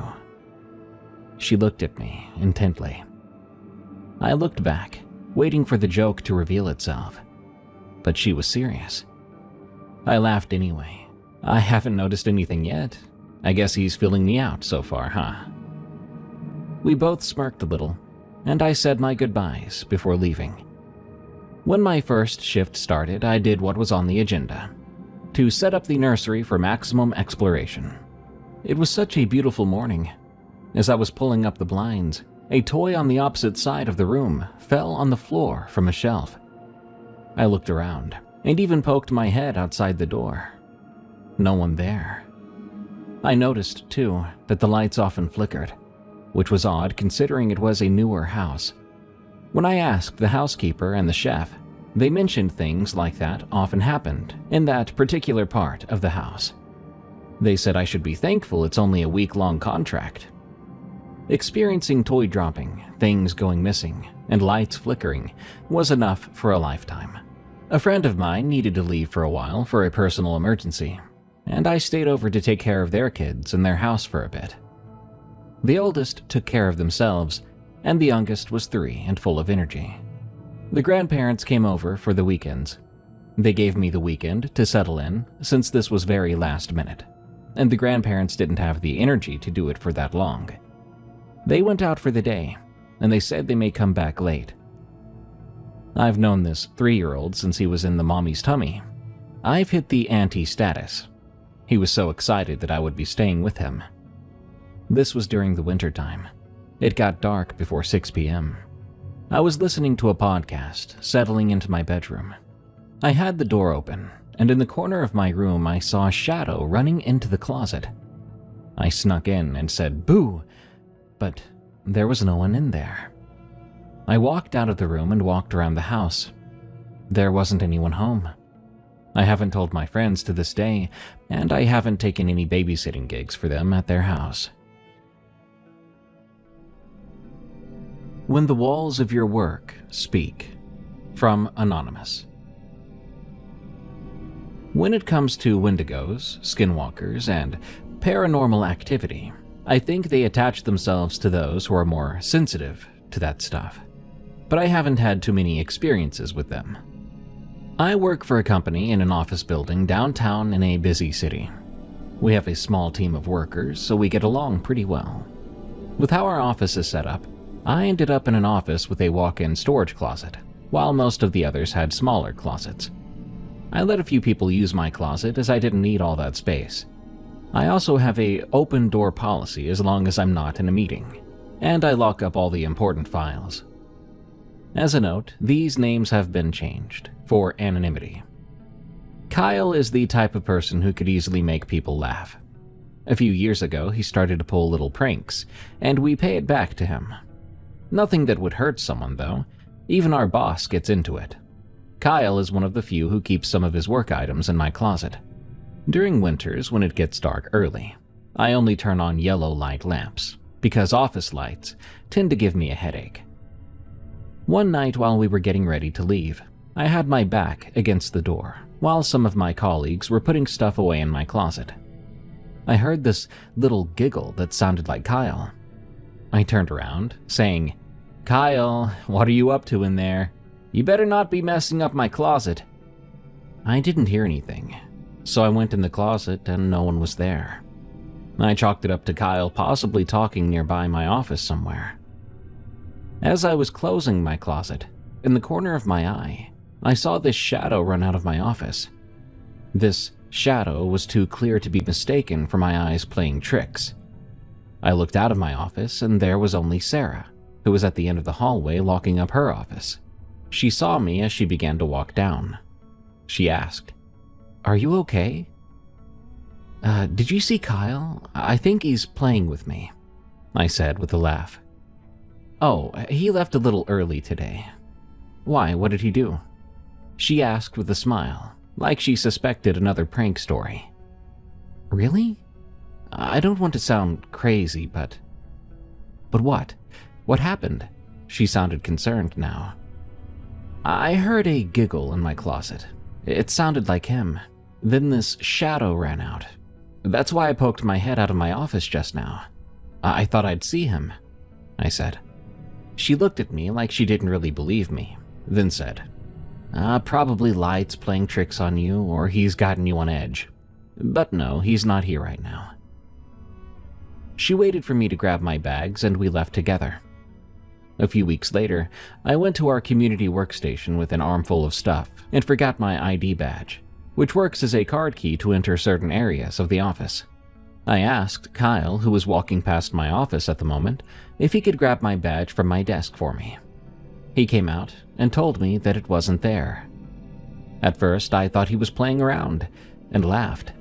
"Kyle, are you being serious?" He replied, "Yeah, there's no badge on your desk. All seriousness." I went back and it really wasn't on my desk. I remember taking it off to readjust my clothes and leaving it on my desk. I checked my bags, the floor, my drawer, the closet, my jacket pockets, and retraced my steps where I'd been in my office. I know it had to be in my office somewhere. I had just used it before this. I couldn't find it all morning, so I let management know it had gotten lost. Everyone asked Kyle if he took it, and he said he really hadn't touched it, and that he wouldn't go as far as to ruin someone else's work, which is true. He hasn't done anything that could jeopardize people's work. For the rest of the day, I'd been locking my office door whenever I left. A few of us went out for lunch, and when I went back to my desk, it was sitting exactly where I'd left it when I first took it off. I asked the office manager, Candace, if she or our boss dropped it off while we were out. She said that no one had been in my office since we left, at least not to her knowledge. But she was in the bullpen since we left, and no one went in. Candace and our boss would be the only ones who would have the key to my office. I told Sarah and Kyle about where I found it. They seemed genuinely as dumbfounded as I was, because we were looking for it together. About a week after that, I noticed how things shifted around my office. Except it's not just my office. Others were experiencing it as well. I've been in this company and this office long enough to know all the normal sounds that it makes. It started with a pile of folders behind me. It slid as if something bumped into it when nothing had. Things would fall off the shelves in my closet when they never had before. A coworker I share a wall with, it once sounded like he threw something or punched the wall we shared. When I went to check in on him, his shelf had fallen, and a few things fell that made those sounds out of the blue.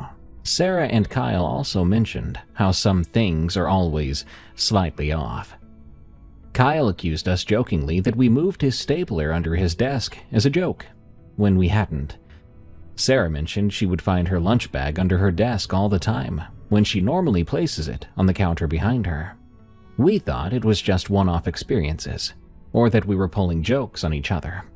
But now we are experiencing things together still, like sometimes we hear tapping on our walls, as if someone is knocking on our door, or someone is moving stuff around us. We often get college interns or high school students as volunteers. It's not weird to get assigned interns every college semester. On my intern Fiona's first day, she was brought to my office around 9 a.m. After we got acquainted, I gave her a desk in my office, and we went on a tour. I noticed she was quiet, maybe shy in nature. I didn't think too much of it when she didn't say much, as I'm also an introvert. I can be a person of few words sometimes. I assigned her to read over our manual. I noticed she kept her jacket and her backpack on the whole time. I told her she was welcome to get comfortable. She could hang her jacket in my closet. It's relatively safe, I told her. She could use a locking drawer as her locker too, and she said she was fine. A while later, she told me that she was done with our manual. I gave her easy first day tasks, mostly to get her familiar with the office layout. One of those tasks was to take some documents to the boss's office, which was at the other end of the office. After about 10 to 15 minutes, I didn't see her. I called my boss and asked if she got there all right to drop off the documents. He said that he got them about 10 minutes ago.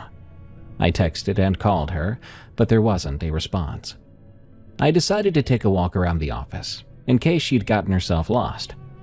I was talking to one of my colleagues when I noticed Fiona turning into the hallway to the washroom and emergency staircase. I excused myself and headed to that hallway. When I got closer, I called her name. "Fiona!" I didn't get a response. I opened the emergency exit door. I didn't hear anyone on the staircase, but I still called out again. "Fiona!" Still no response. I was heading back to the hall to check the washroom when I saw her coming out of the washroom. "Hey, Fiona!" She didn't even flinch or turn. She just turned toward the corner away from my office. When I also turned the corner, she wasn't there anymore. There wasn't anywhere she could go from there other than other offices.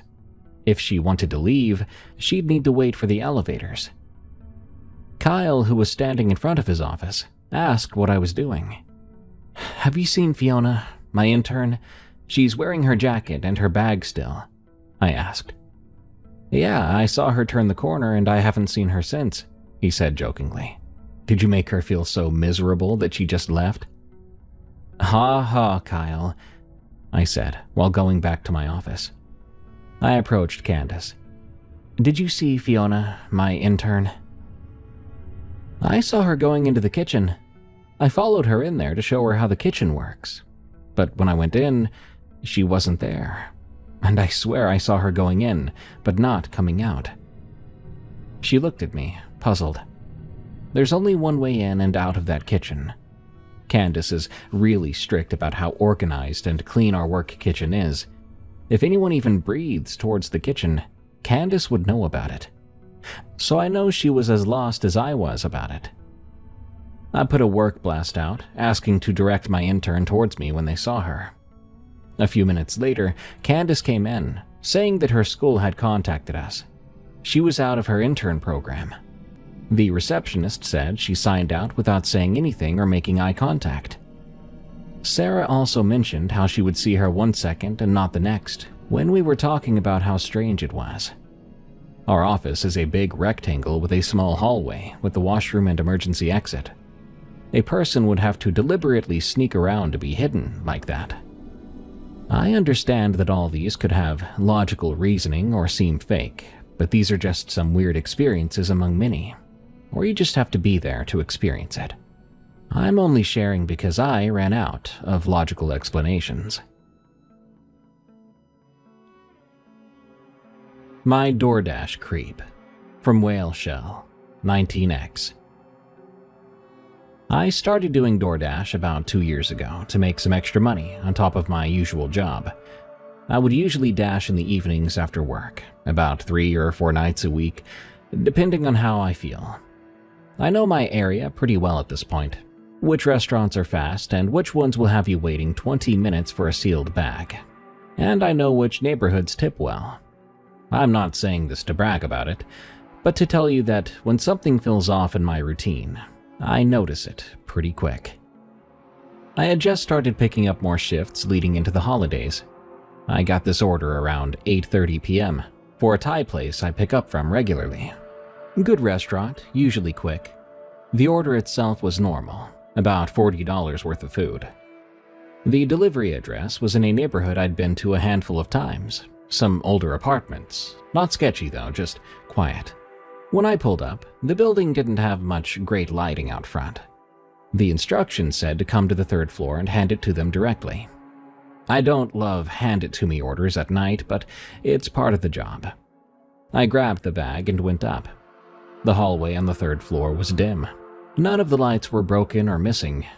They were just all super dim, and the place smelled like old carpet. I got to the door and began to knock.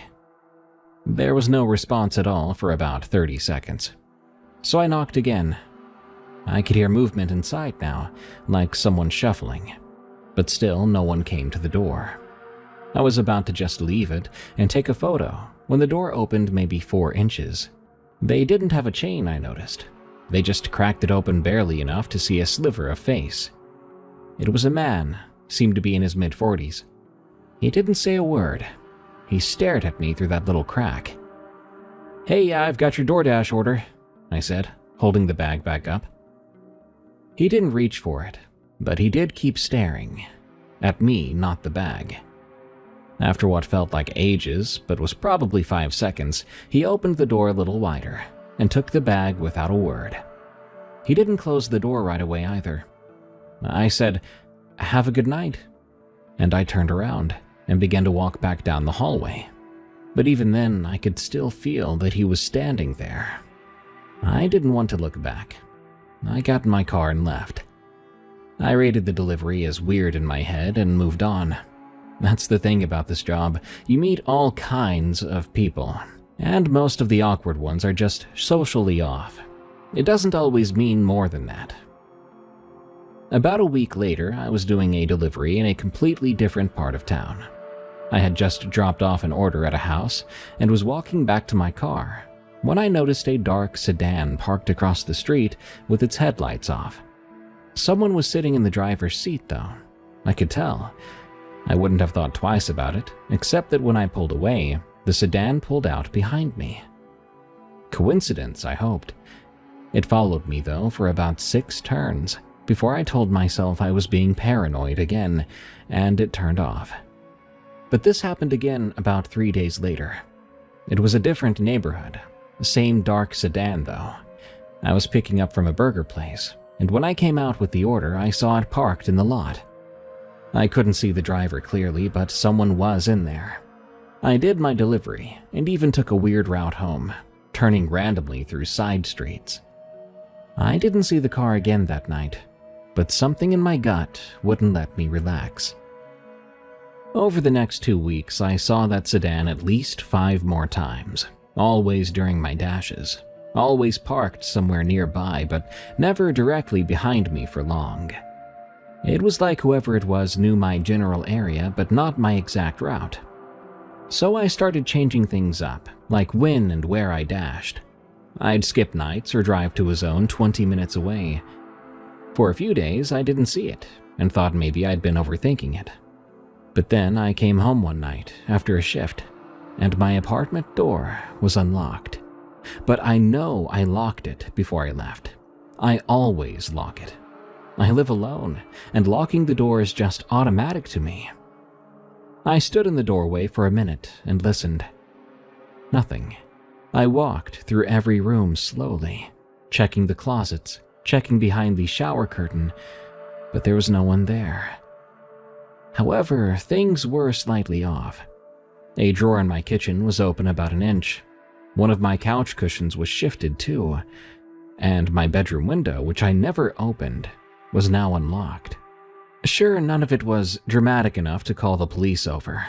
Nothing was missing or broken, but I knew someone had been in my apartment. I decided to install a cheap camera inside my apartment the next day. I pointed it at the front door. I also began writing down every time I saw the sedan, the date, the time, the location, and anything else I could note. I told my friend Matty about everything. He said I should go to the police anyway, but still I felt like I'd be wasting their time, like I didn't have enough evidence. At this point, it was just a car I kept seeing, and an unlocked door one time. They would think I was losing it. 2 days after the camera went up, I checked the footage after a shift. There it was. About 2 hours into my dash, someone opened my front door, walked in, and stood in my living room for about a minute before walking back out. The camera quality wasn't that great, but it was clearly a man, average build, wearing a hoodie and a ball cap. He didn't take anything. He seemed to just stand there and look around for a moment. It was like he was checking if I was home, and he looked comfortable doing it. I went to the police that night. I showed them the footage, my notes, and everything, and they took my report. They told me they'd look into it, and to call if anything escalated.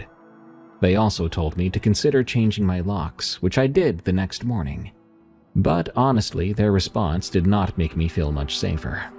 A report is just paper. I kept door dashing, but truthfully, I was on edge every single night. I would check my mirrors all the time. I would sit in my car for a few minutes before going inside, watching the street. The sedan showed up twice more over the next week.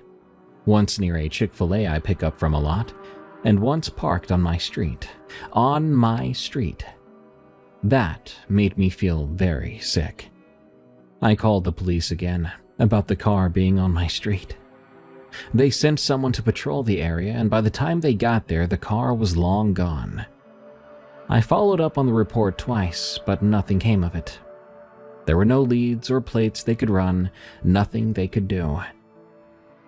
I had to break my lease to move to a different apartment across town the following month. I didn't tell anyone the new address except Maddie and my family.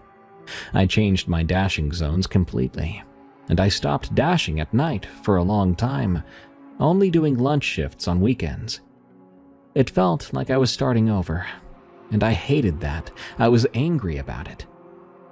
It's been about 5 months now, and I have yet to see the sedan again. I haven't had any signs of someone being in my apartment either. I did eventually go back to evening dashes, just in different areas. I don't know who this guy was, or what his problem with me was, but I'm glad it's over, for now. The most unsettling man I've ever met. From Piece of Reese. I'm going to keep this vague on purpose. I won't be naming the facility, the state, or the man. People I work with know this story, and they'll know it's me writing this. But I'm not putting details out there that could come back on my career. I've been in corrections for going on 11 years, county level, and after that much time you see a lot, and you've heard a lot. Most of it you forget because you have to. But this one I can't forget, even though I've tried. We process a high volume of people. DUIs, domestics, warrants, the usual rotation. You learn real fast not to take anything personally in here. These guys will say the worst things imaginable to you because they're angry and drunk and sometimes scared. But it rolls off. That's the job. But every now and then you get someone who unsettles you in a way that has nothing to do with what they did on the outside. It's something about how they carry themselves on the inside. He came in on a Tuesday night. I was working intake. The charge was aggravated assault, which we get plenty of, so nothing about the booking stood out on paper. Arresting officers brought him in, and he seemed cooperative. He was polite even. That's not unusual either. Plenty of people are calm during booking because the adrenaline is gone and reality is setting in. But this wasn't the same as that. He wasn't calm like someone defeated. He was cozy, even. Like he'd been there before, except he hadn't. He didn't have any priors. I ran him myself to check. During processing, he made small talk. He asked me how long I'd been doing this and if I liked it. Normal enough questions, but he asked them more like my doctor asking if it hurts. As if he already had some idea and wanted to see if I'd confirm it. I gave him short answers and moved him along. He looked me right in the eyes the entire time. There was no ounce of anger or hatred or anything. He just locked in, like he was trying to read me. A little weird, but fine. When I walked him to his holding cell, he said to me, "You're gonna have a rough time tonight. Not because of me. Someone on B block is going to give you problems around 2:15.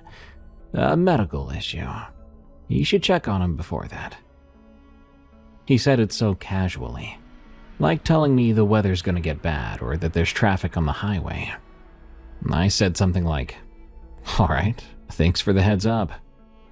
I was being sarcastic. At about 2:10, an inmate on B block had a seizure. He'd never had a seizure before in his life, nothing in his medical history. I wasn't even on B block. I heard it on the radio. I stood there for a second and felt every hair on my arms stand up. Then I told myself it had to be a coincidence. People have medical emergencies in here all the time. There's no way a man in a holding cell on the other end of the facility would know about this. I put it out of my mind, or I tried to. He was with us for a few days before his hearing. In that time, I interacted with him maybe 4 or 5 more times. Beyond the weirdness, he was a model detainee. No issues with other inmates or with staff. He followed every instruction immediately, but he talked. Not excessively and not loud, he'd just say things that made you stop for half a second too long. I was doing a routine check and he was sitting on his bunk, hands in his lap, totally relaxed.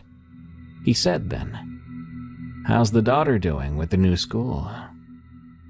I don't wear a ring, I don't have photos on me, I have never once discussed my personal life with any inmate ever. I have a daughter, and at the time she had transferred schools about 3 weeks before this. I didn't respond. I kept walking.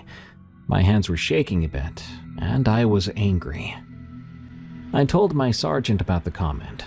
He said the guy probably overheard staff talking or got information from another inmate who knew someone who knew me. That is possible. It's a small area. People talk. But it didn't feel like that, and I couldn't really explain why. The next day I was escorting him to a meeting with his attorney. He was cooperative as usual, walking ahead of me, and out of nowhere he said, "Davis is gonna quit, by the way. Probably by Friday." Davis was a newer CO, a young kid who seemed like he was adjusting fine. He hadn't had any complaints, and we didn't have any of him. I just ignored him, not responding to the comment. Thursday evening, Davis put in his resignation. When someone asked why, he said he'd been thinking about it for a while, and just couldn't do it anymore. He hadn't told anyone he was considering it. Word started to get around among the staff. A couple other COs had their own stories too. One CO said the man told him his wife was going to call him during the shift with good news. And she did, about an hour later. She'd gotten a job offer. Another CO said the man told him to drive safe on Wednesday because of black ice. And that officer ended up hitting a patch on his way home that night, nearly crashing into a ditch. And what gets me is the guy isn't like some kind of mystic sitting there being cryptic and spiritual about it. He was witty and sharp, and he would say these things with a little smirk. He'd work them into normal conversation like it was some joke. If you didn't know any better, you'd think he was just a clever guy making lucky guesses. But the accuracy was too consistent, and the details were often too specific. One evening I was doing final count and I stopped at his cell. He was lying on his bunk, staring at the ceiling. Without looking at me, he said, "You're a good man. That's going to make the next few years harder for you than it has to be." I stood there for a while. I so badly wanted to ask what he meant, but I didn't. I then kept on walking. He made bail 2 days later.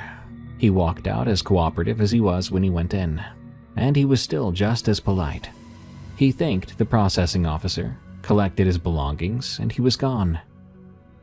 I looked up his case a few times after that. The assault charge got pled down. He got probation. He never did come back through our facility. As far as the system is concerned, he's just another name in the database. Eventually, I would tell this story to my wife. She's a nurse and has always been very practical. She said some people are just extremely perceptive and can read micro-expressions, body language, and patterns. A cold reading, she called it. That thing fake psychics would do on TV to impress people. And I get that. And I've thought about that explanation a lot. I mean, it could cover half of it, but it doesn't cover knowing about a seizure on a different block an hour before it happened.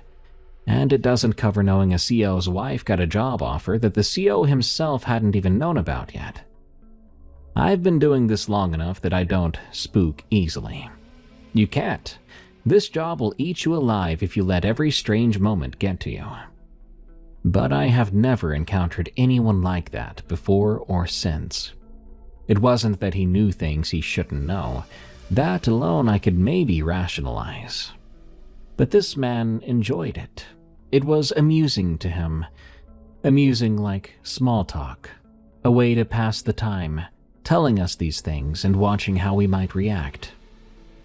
And I still haven't forgotten about the being a good man will make things harder thing he said.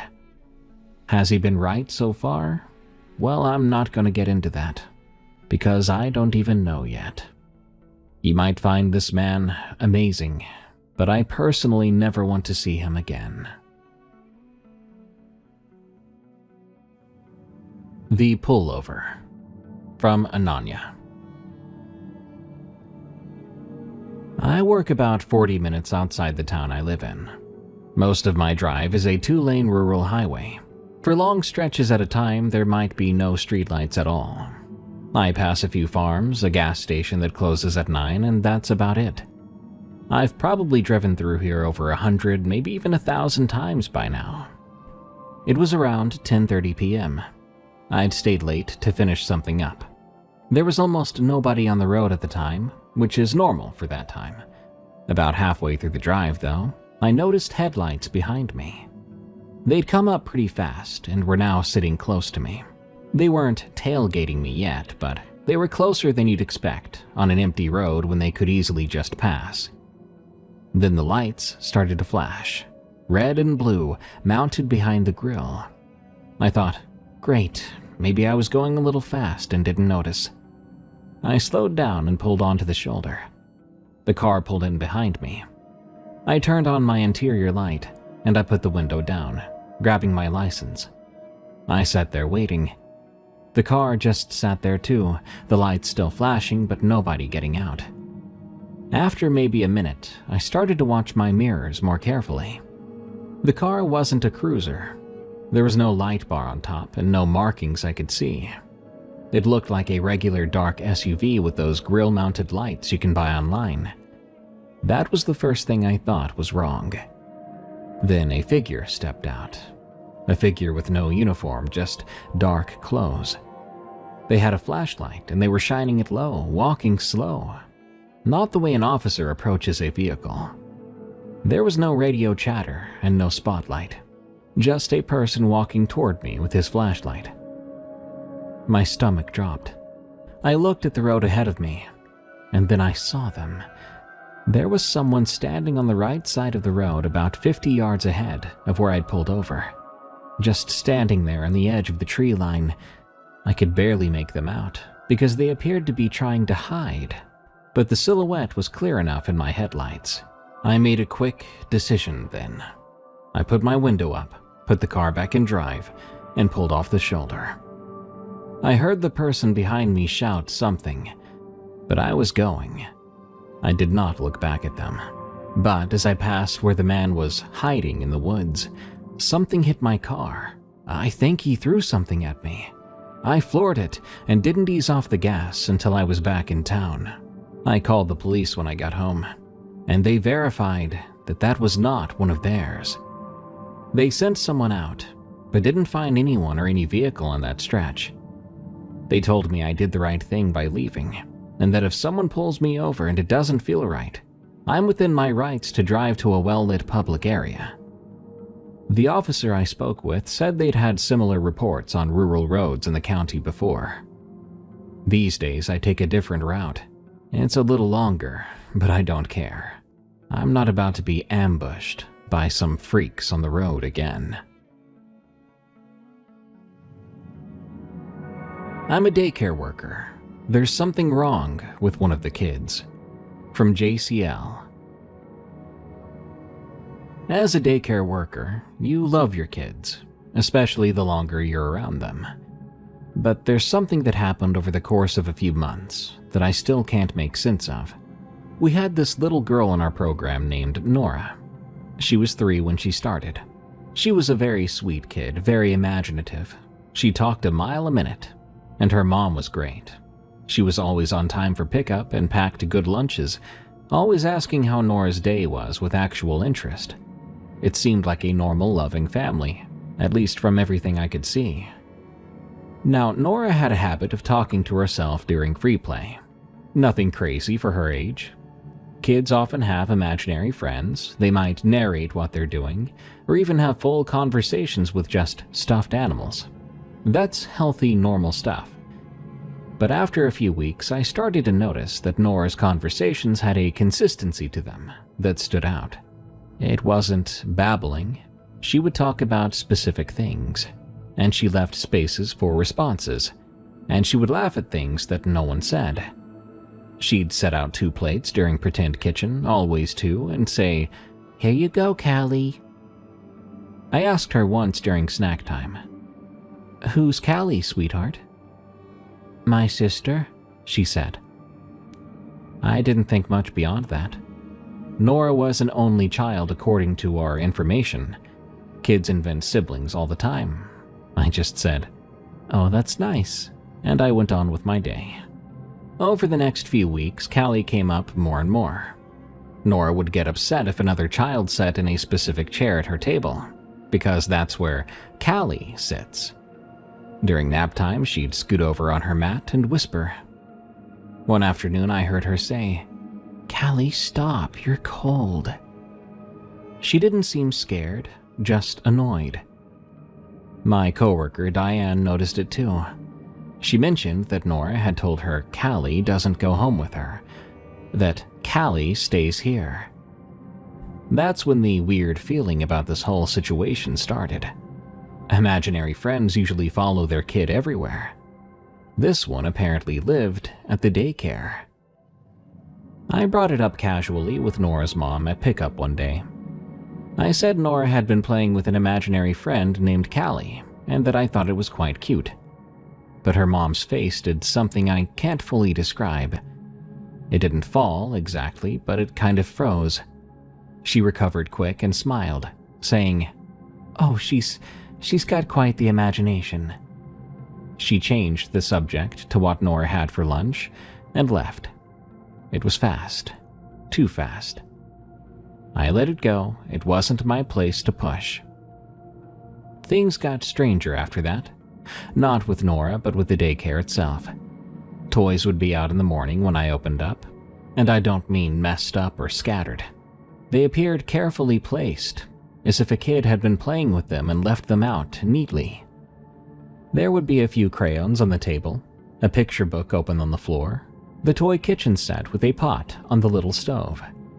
I assumed the closing staff just missed them during cleanup, but when I asked, they swore everything was put away.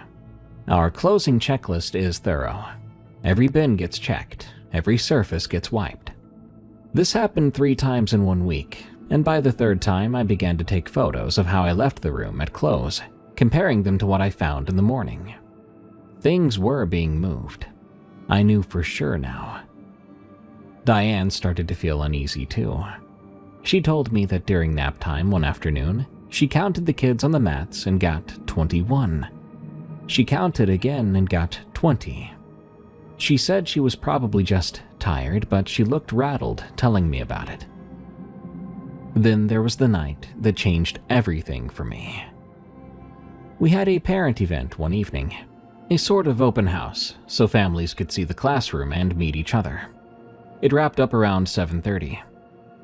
Afterwards, I stayed behind to clean up and reset the room. Diane had already left. The building was empty at the time. I had the lights on in the main room and the hallway, but the rest of the building was dark. I was wiping down tables when I heard a giggling sound from the hallway that leads to the bathrooms. It was clearly a child's laugh. Clear and close, no mistaking it. Someone was in the building with me. I stopped and listened, but I didn't hear anything else just yet. I told myself it had to just be pipes or the building settling somehow, maybe my brain playing tricks. I went back to cleaning, but then I heard it again, this time closer, right around the corner. I walked to the hallway. The lights were on, but the bathroom doors were open and dark inside. I looked down the hall. There was nobody there, but the air felt different, heavier even, and much colder. I turned back toward the main room, and I saw her. There was a child standing in the far corner of the classroom near the toy kitchen. A little girl, maybe 3 or 4 years old. She was standing there facing the kitchen set, like she was in the middle of playing. She had dark hair, and she was wearing what looked like a light-colored dress, but there was something wrong. She was incredibly still, absolutely motionless. Kids that age don't sit that still. They shift and fidget and run around, but this child was motionless. I couldn't move. I stood there with a wet rag in my hand and simply stared at this child that shouldn't be there. My chest was so tight, I could hear my own heartbeat in my ears. Eventually, I said, "Hello?" And my voice sounded like it belonged to someone else. She turned her head towards me, just her head, slowly. Her face was pale, and her eyes were open, looking right at me now. But behind those eyes there was nothing. No anger or sadness, just nothingness. I dropped the rag and grabbed my keys and my bag, and I left. I ran to my car and called Diane, telling her everything. She said to me that she believed me. The next morning I called our director, and I told her what happened. She's a kind but practical woman. She said it was probably a shadow or exhaustion from the event. I wasn't going to argue with my boss. About a week later, I looked something up that I probably shouldn't have. Nora's enrollment file had her mother's full name. I searched online for the family, and I eventually found something. An obituary from a few years before Nora was born. A baby girl, and her name was Callie. She had died at 11 months. The cause of death was not listed. I never said anything to Nora's mom, and I'm not going to. That poor woman lost a child, and whatever is happening at the daycare isn't hurting anyone. Nora's not scared. She talks to her sister like it's the most normal thing, and maybe for her it is. But even so, I'm not about to stay alone in that building anymore. I just won't. When I have to close, Diane closes with me every time now. These experiences have stopped now. Maybe it's just a gap in encounters.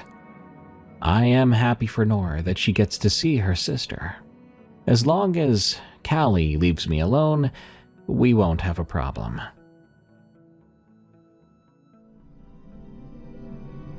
Something lives under the town. From Anonymous. I want to be clear here. In this story, I'm not talking about rats, and I'm not talking about raccoons or possums that wander into storm drains. Those are easy to differentiate, be it in person or on camera, when we send inspection units down the line. Basically, we know how animals move in tunnels. But what I've been encountering over the past 2 years as a sewer maintenance worker is no animal. The first time was during a routine inspection of an older section of the system on the east side. These are the bigger tunnels, some of them built in the 50s and tall enough to walk through if you hunch. I was in there with my partner, checking for root intrusion. We had headlamps and a handheld spotlight. About 300 feet in, my partner stopped and said, "You hear that?" I listened for a second. There was a sound ahead of us that I can only describe as breathing. We stood there for about 10 more seconds, but then the breathing stopped. Ray made a joke about the city having its own Ninja Turtles situation, and we kept going. We didn't find anything unusual in the tunnel that day.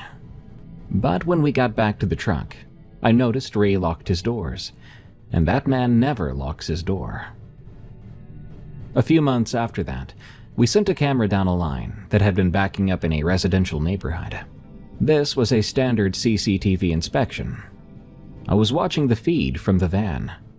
The camera rolled through about 600 feet of normal pipe, but then the image jerked.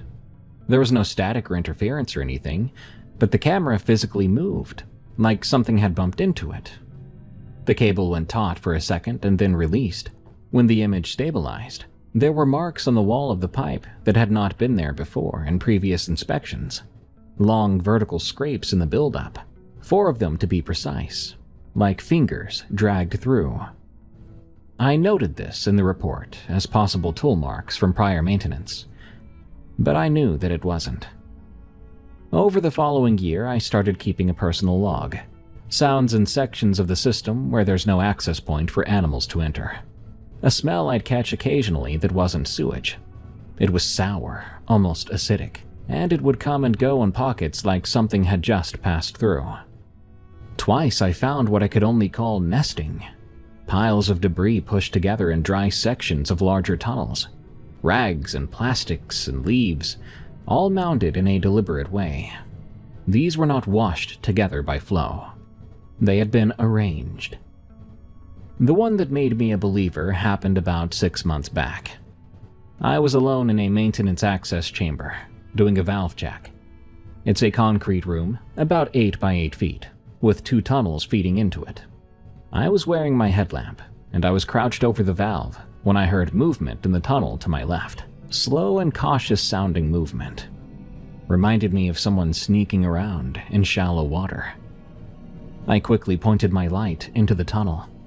About 20 feet in, just at the edge of where the beam started to fade, I saw something pull back around the curve of the pipe. It was pale, and it moved on 2 legs. It was fast, but not panicked. It retreated, almost looking afraid. There was no sound after that. Whatever it was, it moved in near silence. Well, when it wanted to. I reported this as a possible trespasser. The city sent someone to check the access points in the area, but all were locked and all were secure. They found no sign of a forced entry or anyone living down there in the usual sense, like camps or trash or clothing. But they did point out the nesting piles I'd found before, but the inspector shrugged them off, blaming it on debris accumulation.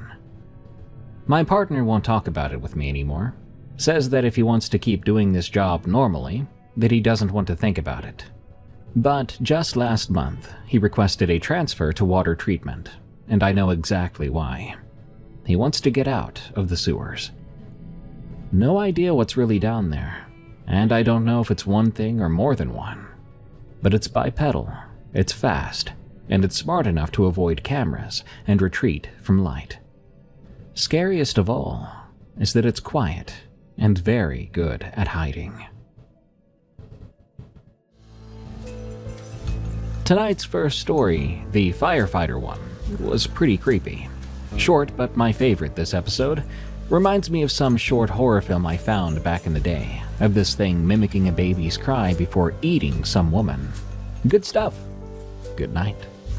Thank you so much for tuning in to Tales from the Break Room. I've been your host, Darkness Prevails.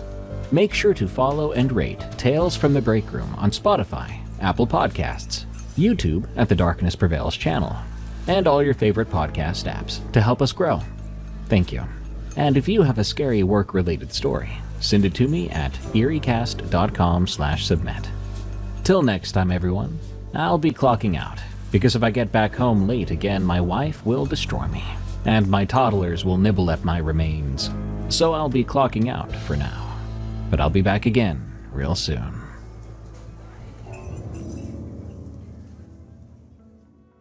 Hey there, YouTube viewers. This show is available as a podcast on Spotify, Apple Podcasts, or your favorite podcast app. Just search for Unexplained Encounters and give us a follow. Thank you. Do you ever get the feeling that a certain person you've encountered just isn't actually human? What if there are human-looking things out there that simply aren't one of us? The following story is titled, "It Wears Human Skin." It's from a viewer with the pen name Garlini. It's one of the more unsettling stories I've read in a while. He claims to be a park ranger for an unspecified national forest. Things can be weird out there at times, but a series of events with striking similarity seems to prove that there is something out there in the American wilderness, and it loves to wear human skins.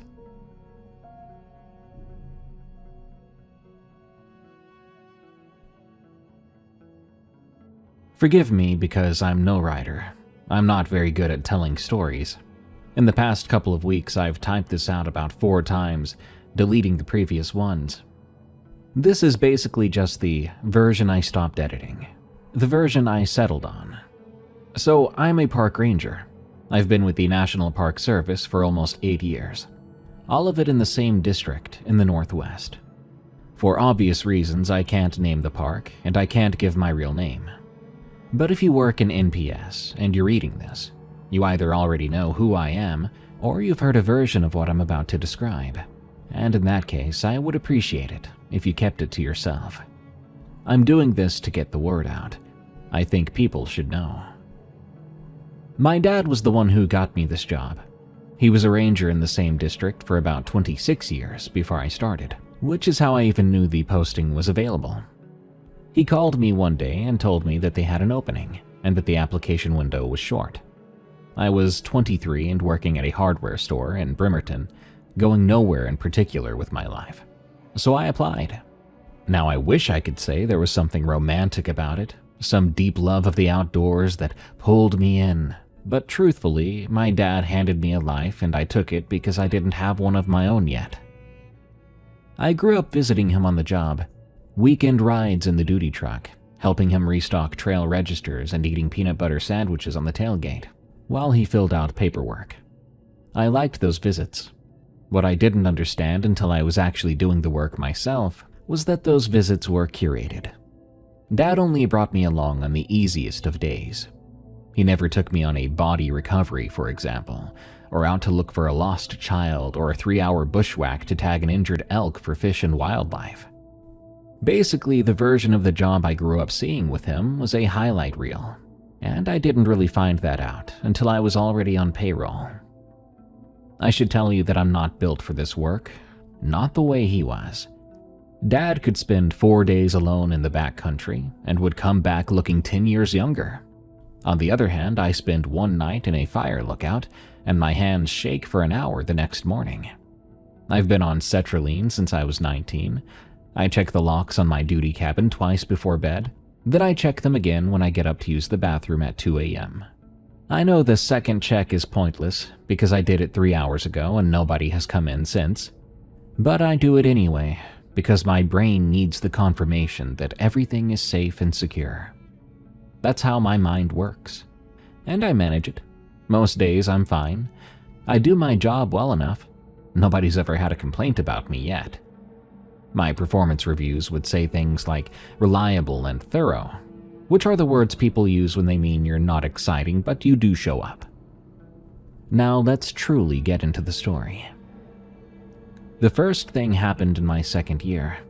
Early September, the tail end of hiking season. It's around the time the days are still warm out, but the light starts dropping off fast after 5. We got a report from a woman at the main trailhead lot that her husband had not come back.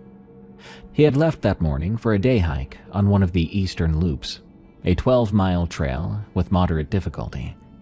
The man was 44 years old and was experienced. He had done the route before, too. He told her he'd be back by 4, and at 7, she called us. This happens more than people think. Usually the hiker miscalculates time or twists an ankle, or just sits down somewhere pretty and loses track of the afternoon. 9 times out of 10 they walk out on their own, sheepish and apologetic, and you meet them on the trail with a flashlight while they're already heading back. Anyway, we started the search at first light the next morning. There were 4 two-person teams fanning out from the trailhead, each covering a section of the loop and the surrounding off-trail areas. I was paired with another ranger named Colby. Colby's a seasonal guy in his second summer who talked too much and hiked too fast. We were covering a section off the main trail, the east side, where the loop cuts close to a gully that feeds into the creek system below. It's dense in there. Think Douglas fir, western red cedar, ferns up past your waist in some spots. Lots of deadfall, too. Big old trunks gone soft with rot that crumble when you step on them. Not a place a day hiker would normally wander into. But we check everywhere because lost people don't go where they're supposed to, obviously. Colby was about 30 yards ahead of me, working a line closer to the trail, when I pushed through a stand of sword ferns and looked down into the gully. I found the body around 10 a.m. It was lying face up at the bottom of the gully, about 50 yards off the trail, settled into the ferns, like someone had put it there. It was flat on its back, arms at its sides, legs straight. The first thing that registered with me was how pale the skin was, but evenly pale. Like the color on the skin had been mixed in a bucket, then painted perfectly.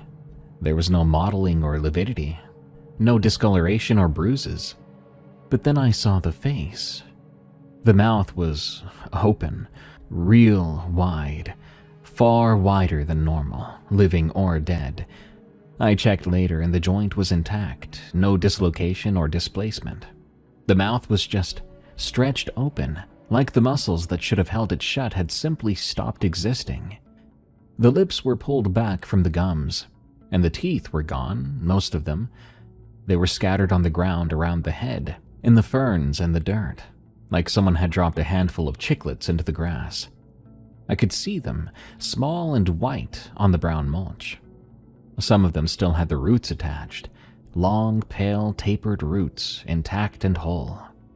They'd come out clean from the inside, it looked like, pushed outward through the gums. A few of them had landed 6 inches from the face. Whatever had forced them out had done it with enough pressure to scatter them. I called this in. Then I sat down on a mossy log about 20 feet away and waited nervously. When you find a body, you mark the GPS, you radio the coordinates, and you don't touch anything. A few minutes later, Colby came crashing through the brush. I told him to stay back, and he did, though he kept craning his neck trying to see past me into the gully. I told him he shouldn't look, but he looked anyway. He didn't say anything after that, which was the quietest he'd been all summer. I sat on that log for 45 minutes waiting for the recovery team. Colby stood about 10 yards behind me, texting on his phone, which technically wasn't supposed to get reception out here, but sometimes it did. I spent most of that wait trying to figure out what was bothering me, beyond the obvious. It took me a while, but then I realized it was the smell. There was no smell. A body in the woods in September, even one that's only been there overnight, should smell like something. Maybe not rot yet, but there's biology to it still. The system shuts down when you die. Sweat, waste, and the first stages of bacterial work. I've had the unfortunate pleasure of experiencing the heaviness in the air around a fresh body. And you notice that, even if you can't name it at the time. I'd been on 2 other body recoveries by then, both exposure cases from the previous winter found in the spring thaw, and both times the smell was what told me I was close before I ever saw the bodies. This one had nothing. I was 20 feet away and the air smelled like dirt and wet ferns. To my scent, it was just the smell of the morning fog burning off the canopy. The body was not, well, participating in the forest around it. It was like it was part of the scenery, a prop someone had left on the ground. The other thing I noticed while I sat there was the complete lack of insects. Again, I'll remind you this was September in the Northwest, in a gully with standing water and decaying plant matter. How were there no insects? Mosquitoes had been chewing on me and Colby since we left the truck. I had 3 bites on my neck alone, but the body had nothing on it. Nothing crawling on it or buzzing around the open mouth or eyes. Flies will find a dead animal in the woods within minutes. I'd been sitting there close to an hour, and that body was untouched. Like to nature, this was not a food source. Nature itself was treating it like it wasn't even biological. The recovery team hiked in around noon. They bagged it and carried it out, and I went back to the trailhead, doing my paperwork in the bed of my truck. I liked doing that because my office felt too small and too inside. Then I drove home and sat down for a while, waiting for my leg to stop bouncing.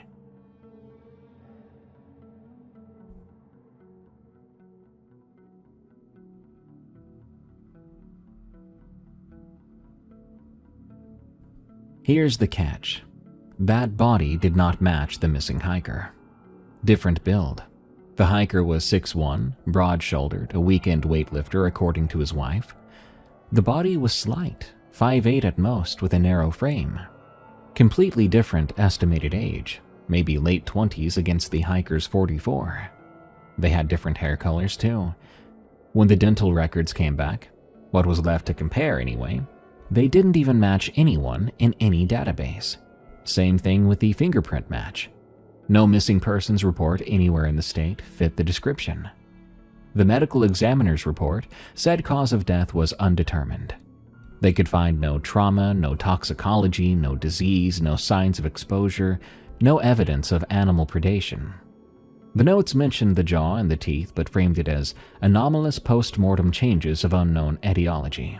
I read that phrase in the report and remember thinking it was a very comfortable way to say, I have no idea what happened here, and I'd like to stop thinking about it.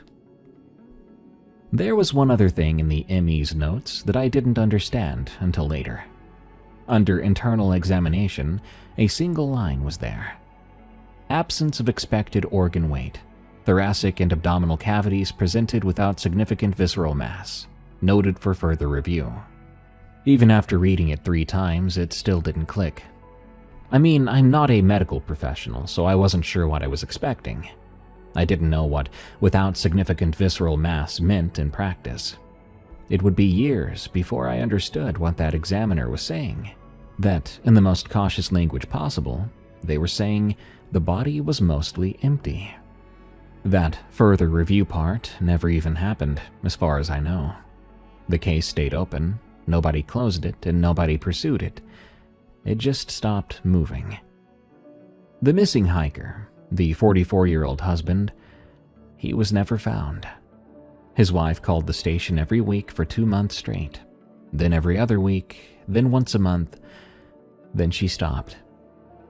I wasn't the one who took her calls, but I was in the office for some of them, and the sound of someone's hope thinning out is not something I like to describe. You could hear it in the pauses between her questions, because those gaps got longer. No one connected the body in the gully to the missing hiker, because there was nothing to connect. It was a different person entirely, as far as anyone could tell. 2 unrelated events that happened to occur in the same area at roughly the same time. Coincidence or bad luck? Just the woods doing what the woods can do to people. Now, my dad was still alive back then, still working the district, same as he had been since before I was born. He was 58 years old, and his knees were starting to go, but he still hiked faster than anyone under 30 on the staff. I told him about the body over dinner a few nights after. Just the broad strokes. The teeth, the jaw, The ME's non-answer. He listened closely, never interrupting. He kept his eyes fixed on mine the whole time and stopped moving his fork. Eventually, when I was done, he said something to me like, 26 years and I've seen a dozen things I couldn't explain. The woods don't run on our schedule, and they don't owe us any answers. He said stuff like that. I don't think he meant it to be dismissive. He just had a way of putting things in a box and pressing the lid down flat, stacking something heavy on top afterwards. And when he did it, you believed the box would stay shut, and you wanted it to. So I let it stay shut. I was 2 years into a job I wasn't even sure I could handle on a good day, and I had a father who could look at the inexplicable and simply shrug. I wanted more than anything to be someone who could do that too. So I hid that memory in the same place I put all my memories that threatened to crack the floor I'm standing on. Somewhere so deep down that even the medication won't touch it. For a while, that worked fine. My dad died 14 months later. It was pancreatic cancer, caught too late.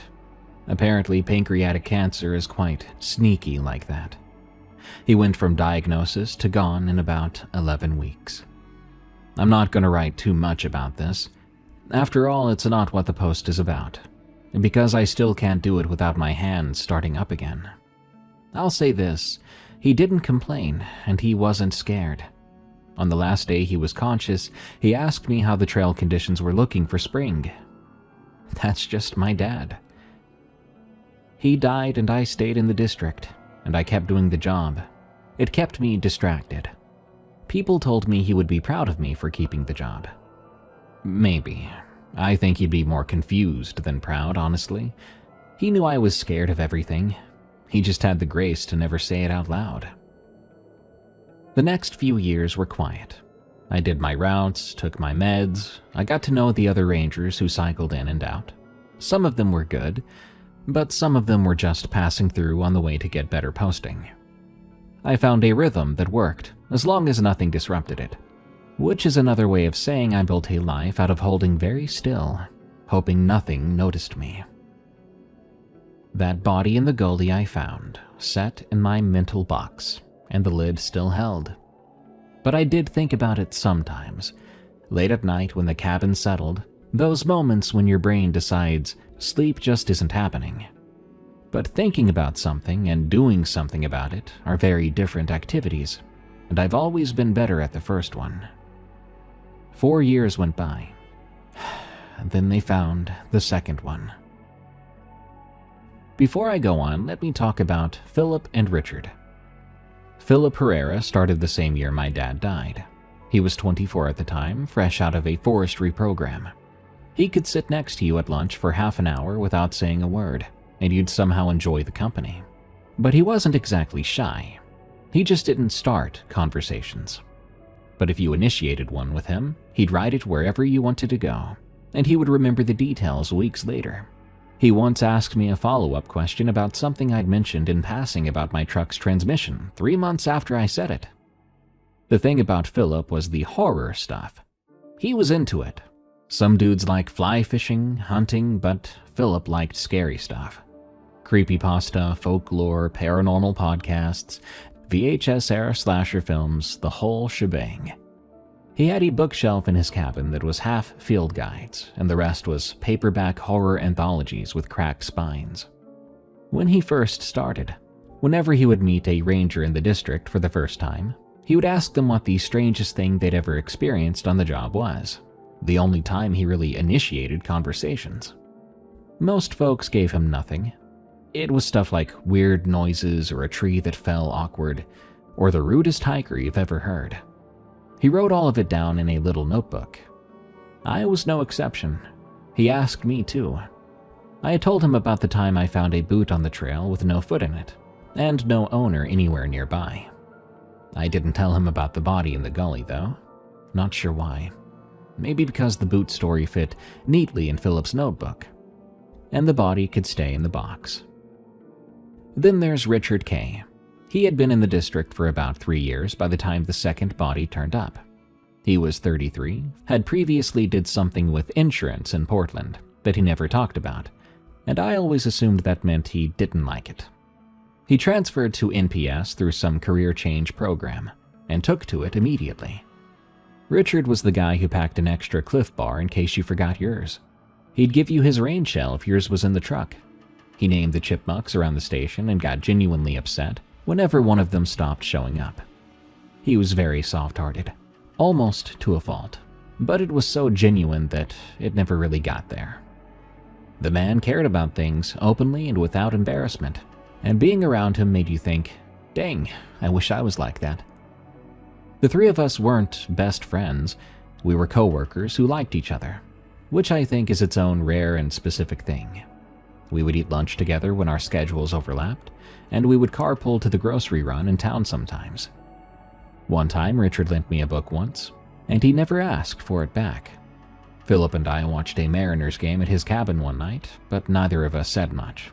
But that was fine. We were three dudes who were comfortable around each other, and it didn't need to be more than that.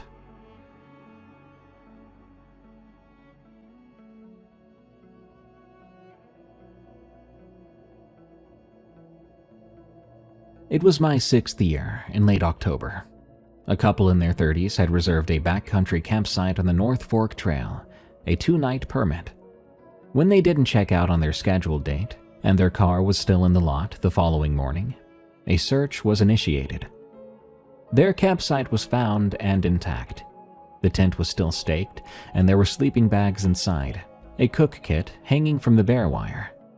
There were 2 packs leaning against a log, food still in the canister, untouched. We could not find any sign of a struggle, no sign of anything at all. It looked like 2 people had stepped away to get water and never came back. The car in the lot had a coffee mug in the cup holder with a ring of dried milk in the bottom. I was on the search team with a ranger named Gillette. We were working a grid pattern north of the campsite, pushing through heavy brush along a deer trail that followed a ridgeline. About a quarter mile out, in a thicket of salal and Oregon grapes so dense I had to turn sideways to get through it, I saw the body. My legs stopped working for a second, genuinely. My brain sent the signal and my legs said no. I knew what I was looking at before I consciously processed any of it. The skin, the color, and that same flat, even mannequin pallor. A body lying on its back in the brush with its arms at its side and its mouth wide open. I stood there for about 10 seconds, which is a long time to stand still in the field with your partner 20 yards away calling your name. Eventually, I heard him. Gillette was asking if I was okay. I told him I found something and that I needed a minute. He probably thought I was about to throw up, but I wasn't. My body was doing something else entirely, trying to be in 2 times at once. I was standing there in the October brush, staring at a body, and I was also sitting on a mossy log 4 years ago, in a gully, smelling nothing where there should have been something. This one was female. Small build, dark hair, mid-20s maybe. No match to either of the missing campers. It had that same incorrect freshness, and the same untouched skin and absence of smell, and that disinterest from insects, even though I saw them everywhere else. The mouth was open, the jaw wide, but this time the teeth were all there, every one of them, clean and white and in place. The jaw wasn't wrenched or torn, but open, relaxed open, if that makes sense, sort of like someone falling asleep on a long car ride. Even so, it looked like the same thing. I could feel it in my bones. Whatever I'd found in that gully 4 years ago, here was another one, 12 miles north. I called it in. Gillette and I sat with it. He kept looking at me funny because I think my face was doing something I wasn't aware of. I asked him not to include that in his report, and he said, "Include what?" A good man.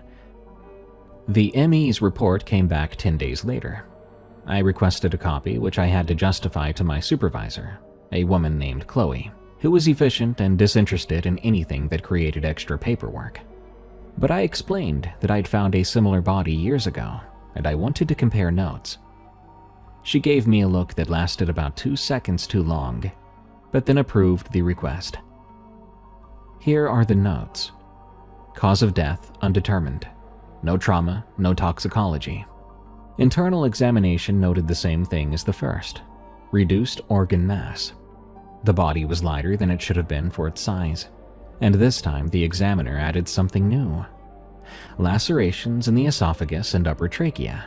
Deep vertical scratches running from somewhere below where the stomach should have been and up through the throat, like something with a rough surface had dragged itself through from the inside. The scratches were clean and dry. There was no blood or inflammation, no signs of healing. Whatever made them did it close to the time of death, or close to whatever we were calling death, since nothing about these bodies followed the rules of dying, or humanity for that matter. A thought came to mind when I finished reading the notes, that whatever had left the first body behind had gotten better at crawling out. The missing couple was never found. Their families called, and those calls followed the pattern I already knew from 4 years back. I had to sit in that office and listen to hope die again. I tried to connect the two cases officially. I wrote up a summary and kept it dry and factual, then submitted it to Chloe with a request, asking for it to be forwarded to the regional office for review. She read it in front of me and said, "These are two unidentified remains found 6 years apart in different locations. They have no apparent connection to each other or to any missing persons. What exactly do you want regional to do with this?" She wasn't being cruel. She was right. On paper, there was nothing to connect. I wanted to say that they're the same and they feel the same, that we're dealing with strange bodies that have nothing inside them and the same nothing around them, and that if you look closely that nothing about this makes sense. But you can't write that kind of stuff down in a federal report. This isn't some note in a survival horror game. So I just thanked her for the time and went back to my cabin, and I sat on the edge of my bed for a while.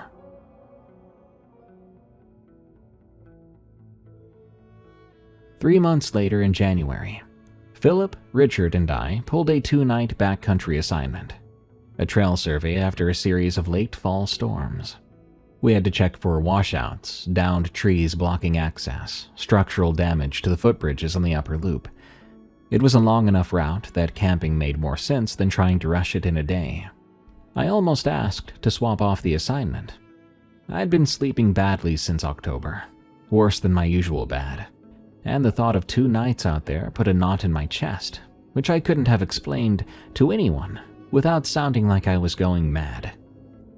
But I didn't swap, because Philip and Richard were both on the roster and I trusted these guys, and also because my dad would have done the survey without even thinking twice. Even then, I was still measuring myself against a dead man's calm. I packed my bag and went. The first day was good, actually. Cold and clear. One of those January days where the air feels like it's been cleaned. We hiked the lower section, flagging 2 washouts and a bridge with a cracked stringer. We ate trail mix and jerky, and we made camp at a designated site on a flat bench above the creek around 4. Richard brought an absurd amount of food. Summer sausage, a few different kinds of cheeses, crackers, bags of those little mandarin oranges. He laid it all out on a flat rock like a buffet. Philip said it looked like a charcuterie board for people who shop at gas stations. Richard took that as a compliment and said thank you, that he had worked hard on it. We got a fire going as the light dropped. The temperature was falling, but the sky was clear and there was no wind, which is rare up there in the winter. The smoke went straight up. We sat on logs around the ring and ate too much of Richard's food, talking about nothing important. Philip was trying to convince Richard to watch some Korean horror movie that he said was the best thing he'd seen in 5 years. Richard said he didn't like scary movies because they made him feel bad for the characters. Philip said that that was the point, but Richard said no. He meant he'd feel bad for days afterward, and it would just ruin his week. Knowing Richard, I believed him. Around 8, the conversation hit one of those comfortable lulls where no one feels the need to fill it, and then Philip said, "You guys hear about Bud Gianelli?"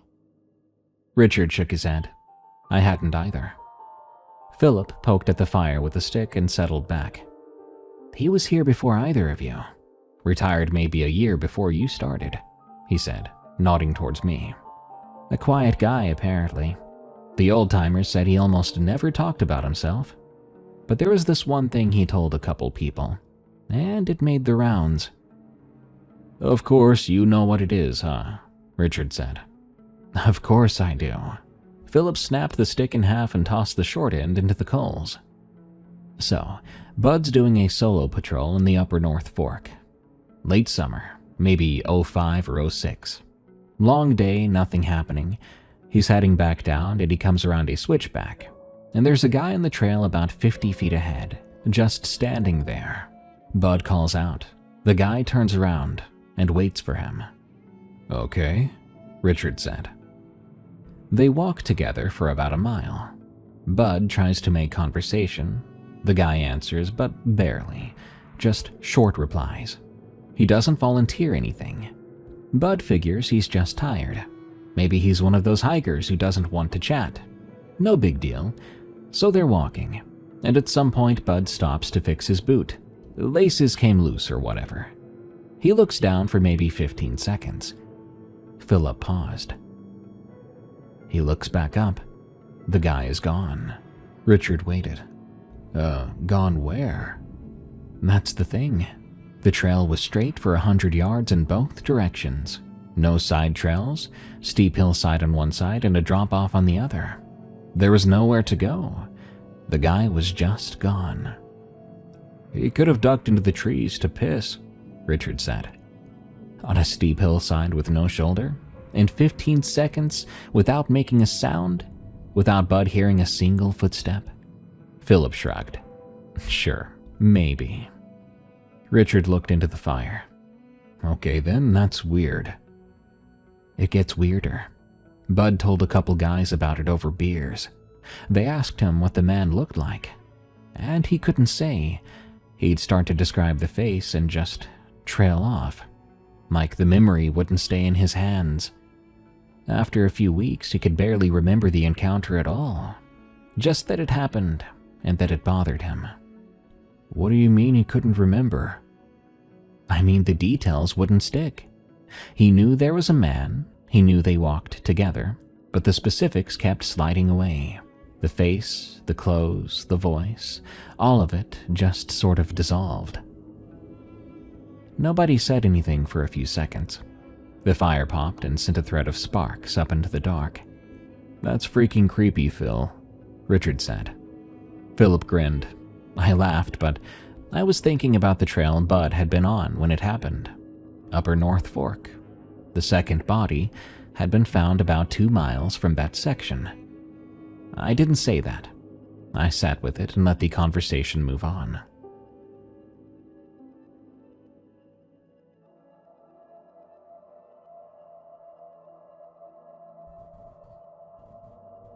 We turned in around 9:30. I was in my bag, Philip was in his tent, Richard was in his, and I was staring at the nylon ceiling trying to convince my brain to shut down, which is a negotiation I lose most nights. The creek was loud enough to cover the small sounds. It was peaceful. Otherwise, it was total silence out there. Without the creek, it would have been too unsettling for me to fall asleep. Out there at nights like this, you have to have something else to listen to. The downside was, though, that I could not hear what was moving around us. I don't know what time it was when I heard Richard's zipper. If I had to guess, I think it was around midnight.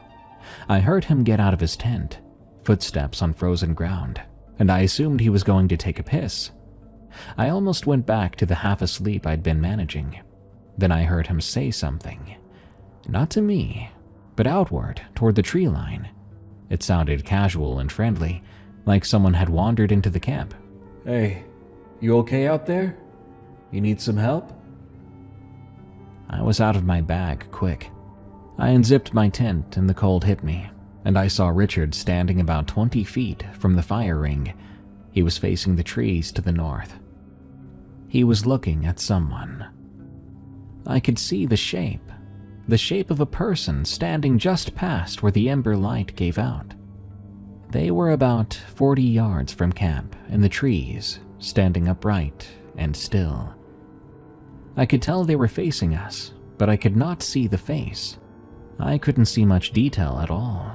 I could see the outline, average height and average build. They stood like they were waiting for a bus.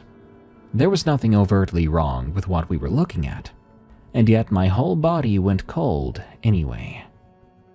Richard took a step toward the shape. "Hey, do you need some—" "Richard." I said it too loud for the middle of the night, but I didn't care. He turned and looked at me, and I could see his face in the faint orange light. He looked confused, not scared. He hadn't felt that wrongness like I had yet. I said to him, "Come back to the fire, right now." He looked at me, then looked back at the figure. Something in my voice must have been enough, because he walked back to me without an argument, though he kept glancing over his shoulder. Philip was awake now too, sitting up in his tent with his headlamp on, asking what was happening. I told him there was someone at the edge of our camp. Philip put on his boots and grabbed his flashlight, then aimed it at the tree line. The moment the light hit, there was nothing there. The space where the figure had been was now empty, just trunks and branches in the dark. "What? I saw someone," Richard said, though it sounded like he was trying to convince himself as much as us. "They were right there," he pointed. Philip swept the light back and forth. "Could have been a hiker, lost maybe." "They were just standing there," Richard said. "Well, did they say anything?" Philip asked. Richard started to answer, then stopped. His mouth opened and closed, and his eyes went somewhere far away for a second. Then he said, I think so, yeah. They said something, but I can't. It was hard to hear over the creek." I didn't ask what the figure had said. I didn't want to know if Richard had heard what I'd heard from my tent just before I came out, because I had heard something too. Under Richard's voice, under the creek, there had been something else, low and flat, a voice trying to sound normal, but I could hear something underneath. So faint I could almost convince myself I'd imagined it. Something that buzzed, a deep rumbly vibration like a wasp trapped in a cello. It lasted maybe 2 seconds. It was the worst thing I'd ever heard. "Let's keep the fire up," I said. "I'll take first watch." They were both fine with that. Philip got the fire rebuilt. Richard sat close to it and kept his headlamp on, aiming at the trees for the next hour, even though the fire was bright enough to see by. I sat with my back to the flames, watching the dark. I was shaking instead of sleeping. At first light, we packed up. I said I wanted to head back early, skip the second night, and nobody questioned it. Philip was quiet on the hike out, but it was different than his usual quiet. Richard was the opposite. He wouldn't shut up the whole way. He talked about the food he'd brought, the bridge that needed repairs, about the Mariners' off-season moves. He reminded me of someone that wanted to fill the air with enough normal words that the abnormal might go away. A week later, I put in a request to be taken off overnight assignments for the rest of the season. My supervisor approved it. I think she assumed it was my anxiety, which, in a way, it was. 5 months later, in June, a day patrol ranger named Tate found a man sitting on a boulder near the Elk Creek trailhead, about 30 feet off the parking area. The man was sunburned and dehydrated. He had a cut on his forehead that had scabbed over badly, and he was sitting very still with his hands on his knees, staring at the gravel between his boots. Tate tried talking to him. The man looked up and told him, "I need to go home." Tate asked him his name and where he'd come from. The man answered both questions, but did not elaborate. He had been missing for 2 days, a solo hiker, backcountry permit, supposed to be on a 3-night loop through the upper draw. His car was in the parking lot, and his pack was gone. Tate called it in. The man was coherent enough that it wasn't a medical emergency, but he was clearly in rough shape. The man was hypothermic despite the June warmth and dehydrated, scratched up from off-trail travel. They brought him to the station and got him water and a blanket. Then they started the standard lost hiker debrief. Where did you leave the trail? When did you realize you were lost? Do you remember landmarks? He answered everything in short sentences. He'd left the trail at the Upper Fork Junction. He'd gotten turned around sometime the first afternoon and spent a night in the open. He found the creek the next morning and followed it down. A pretty typical lost story. The ranger doing the debrief wrote it up, and that would have been the end of it, except Tate mentioned it to Philip at shift change. It was an offhand comment. We found a guy sitting by Elk Creek. Looked like he'd seen a ghost. Tate didn't mean it literally. It's just a saying after all. But Philip, you know how he has a nose for this stuff, he asked a couple of follow-up questions, and something about the answers made him come find me. You should talk to this guy, Philip said. He was standing in the doorway of my cabin with his hands in his pockets and a look on his face I hadn't seen before. The lost hiker from Elk Creek. He told Tate something about meeting another hiker on the trail before he got lost.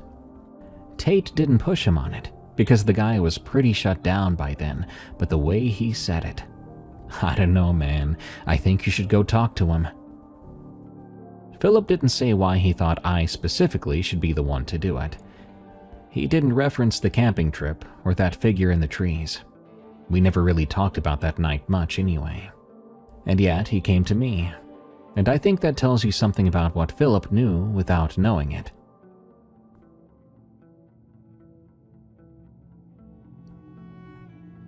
The man was still at the station at the time. He'd refused a ride to the hospital and was sitting in the break room drinking a Gatorade, staring at the microwave. I pulled up a chair across from him, and I told him I was a ranger and that I'd heard he'd had a rough couple of days.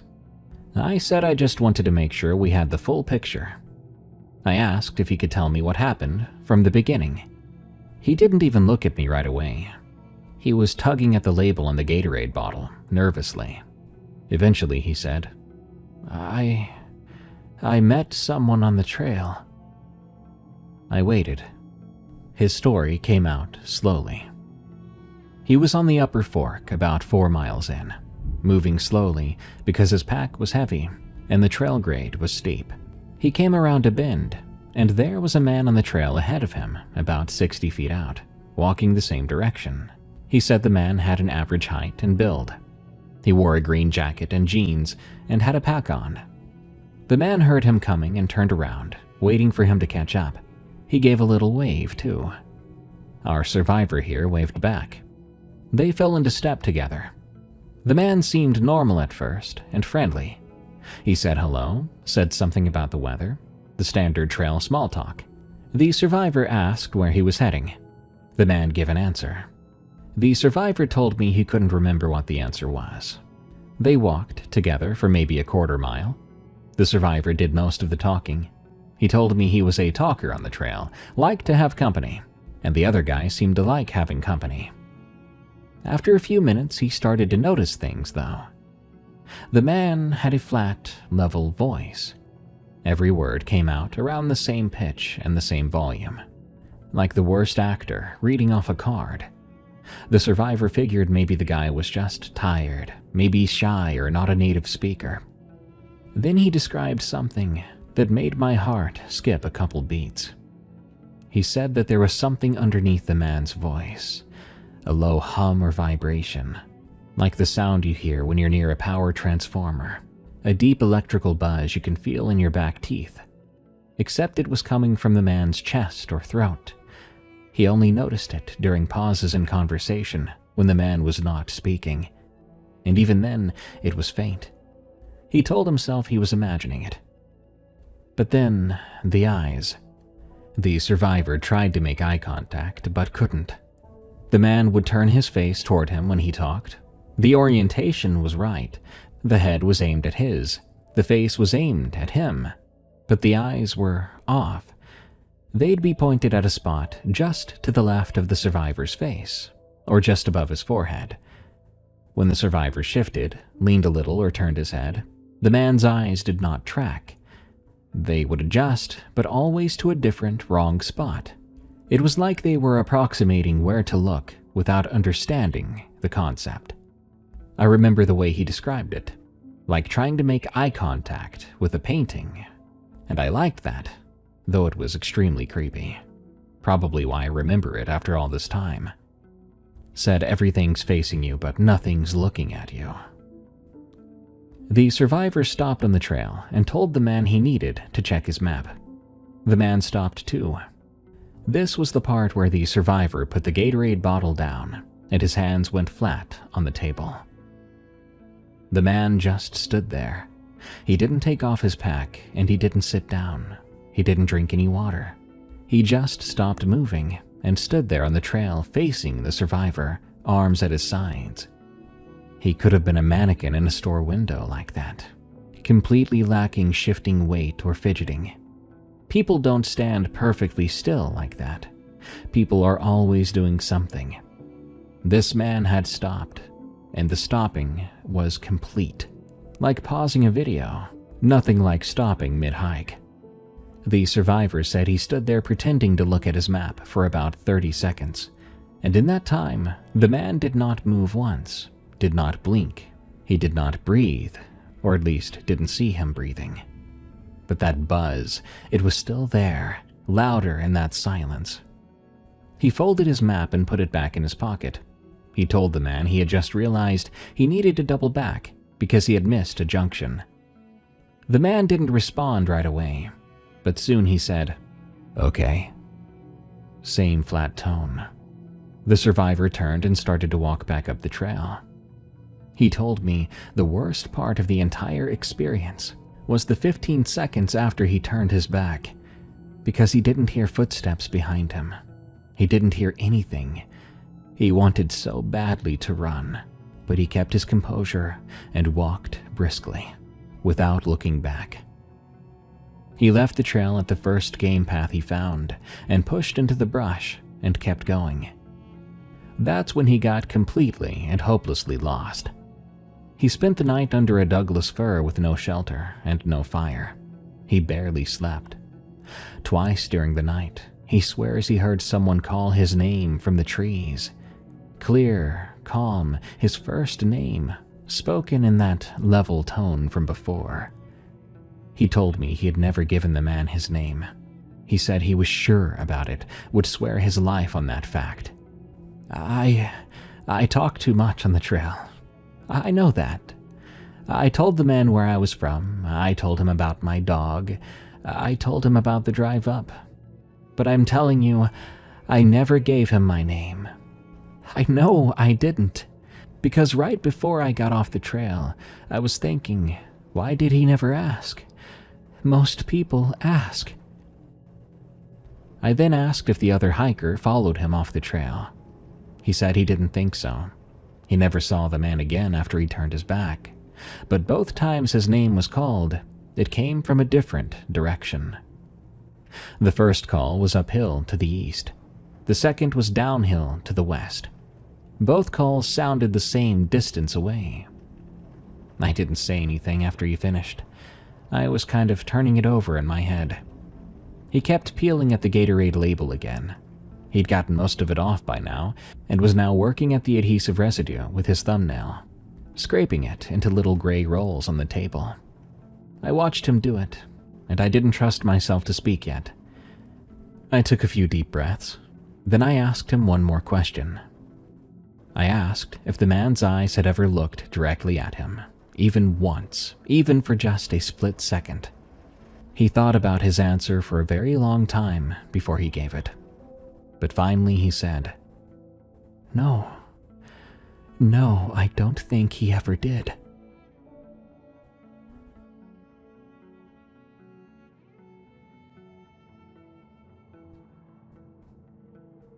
I drove home that night and sat at my kitchen table, pulling up both ME reports on my laptop. I read them carefully, side by side.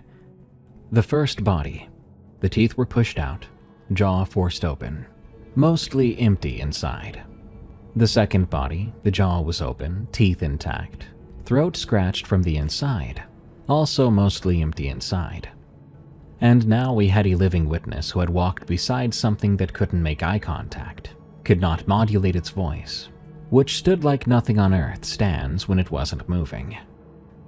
Forgive me, but I'm gonna tell you what I think is happening. I obviously don't have all the evidence for this. I have 2 bodies and a camping trip, and a delirious hiker who heard his own name called from the dark by something he had never given it to. In terms of evidence, that's all I have to go on. But anyway, what do I think? Well, I think something is out there in the deep back country, in the parts of the forest where the trails thin out and the canopy closes and you can walk for 8 hours without seeing another human soul. I think, whatever it is, it builds these things, these bodies. They're more like suits to it. I don't know what it builds them from, and I don't know how.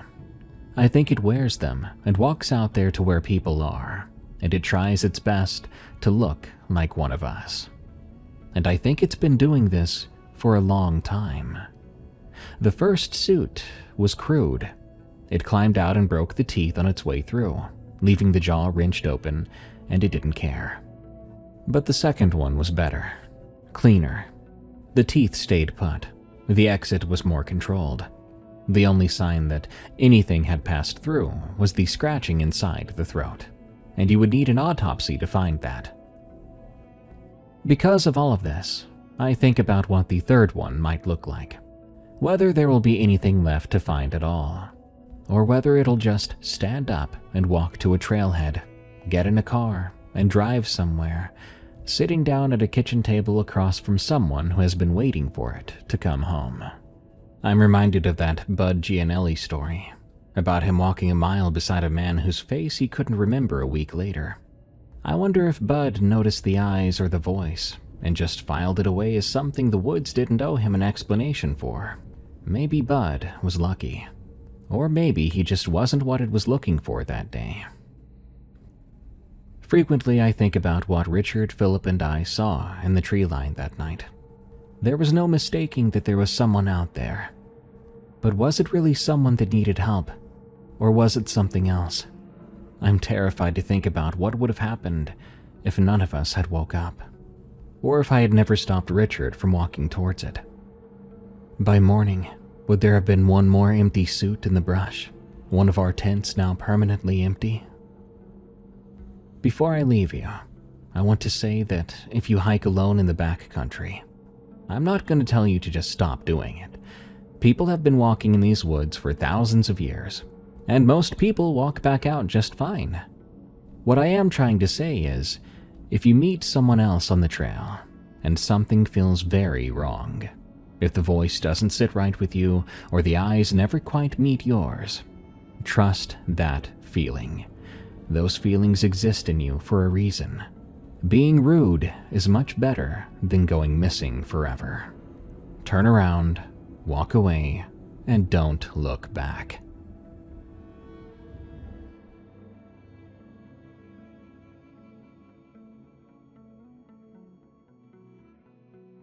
Take that final message to heart.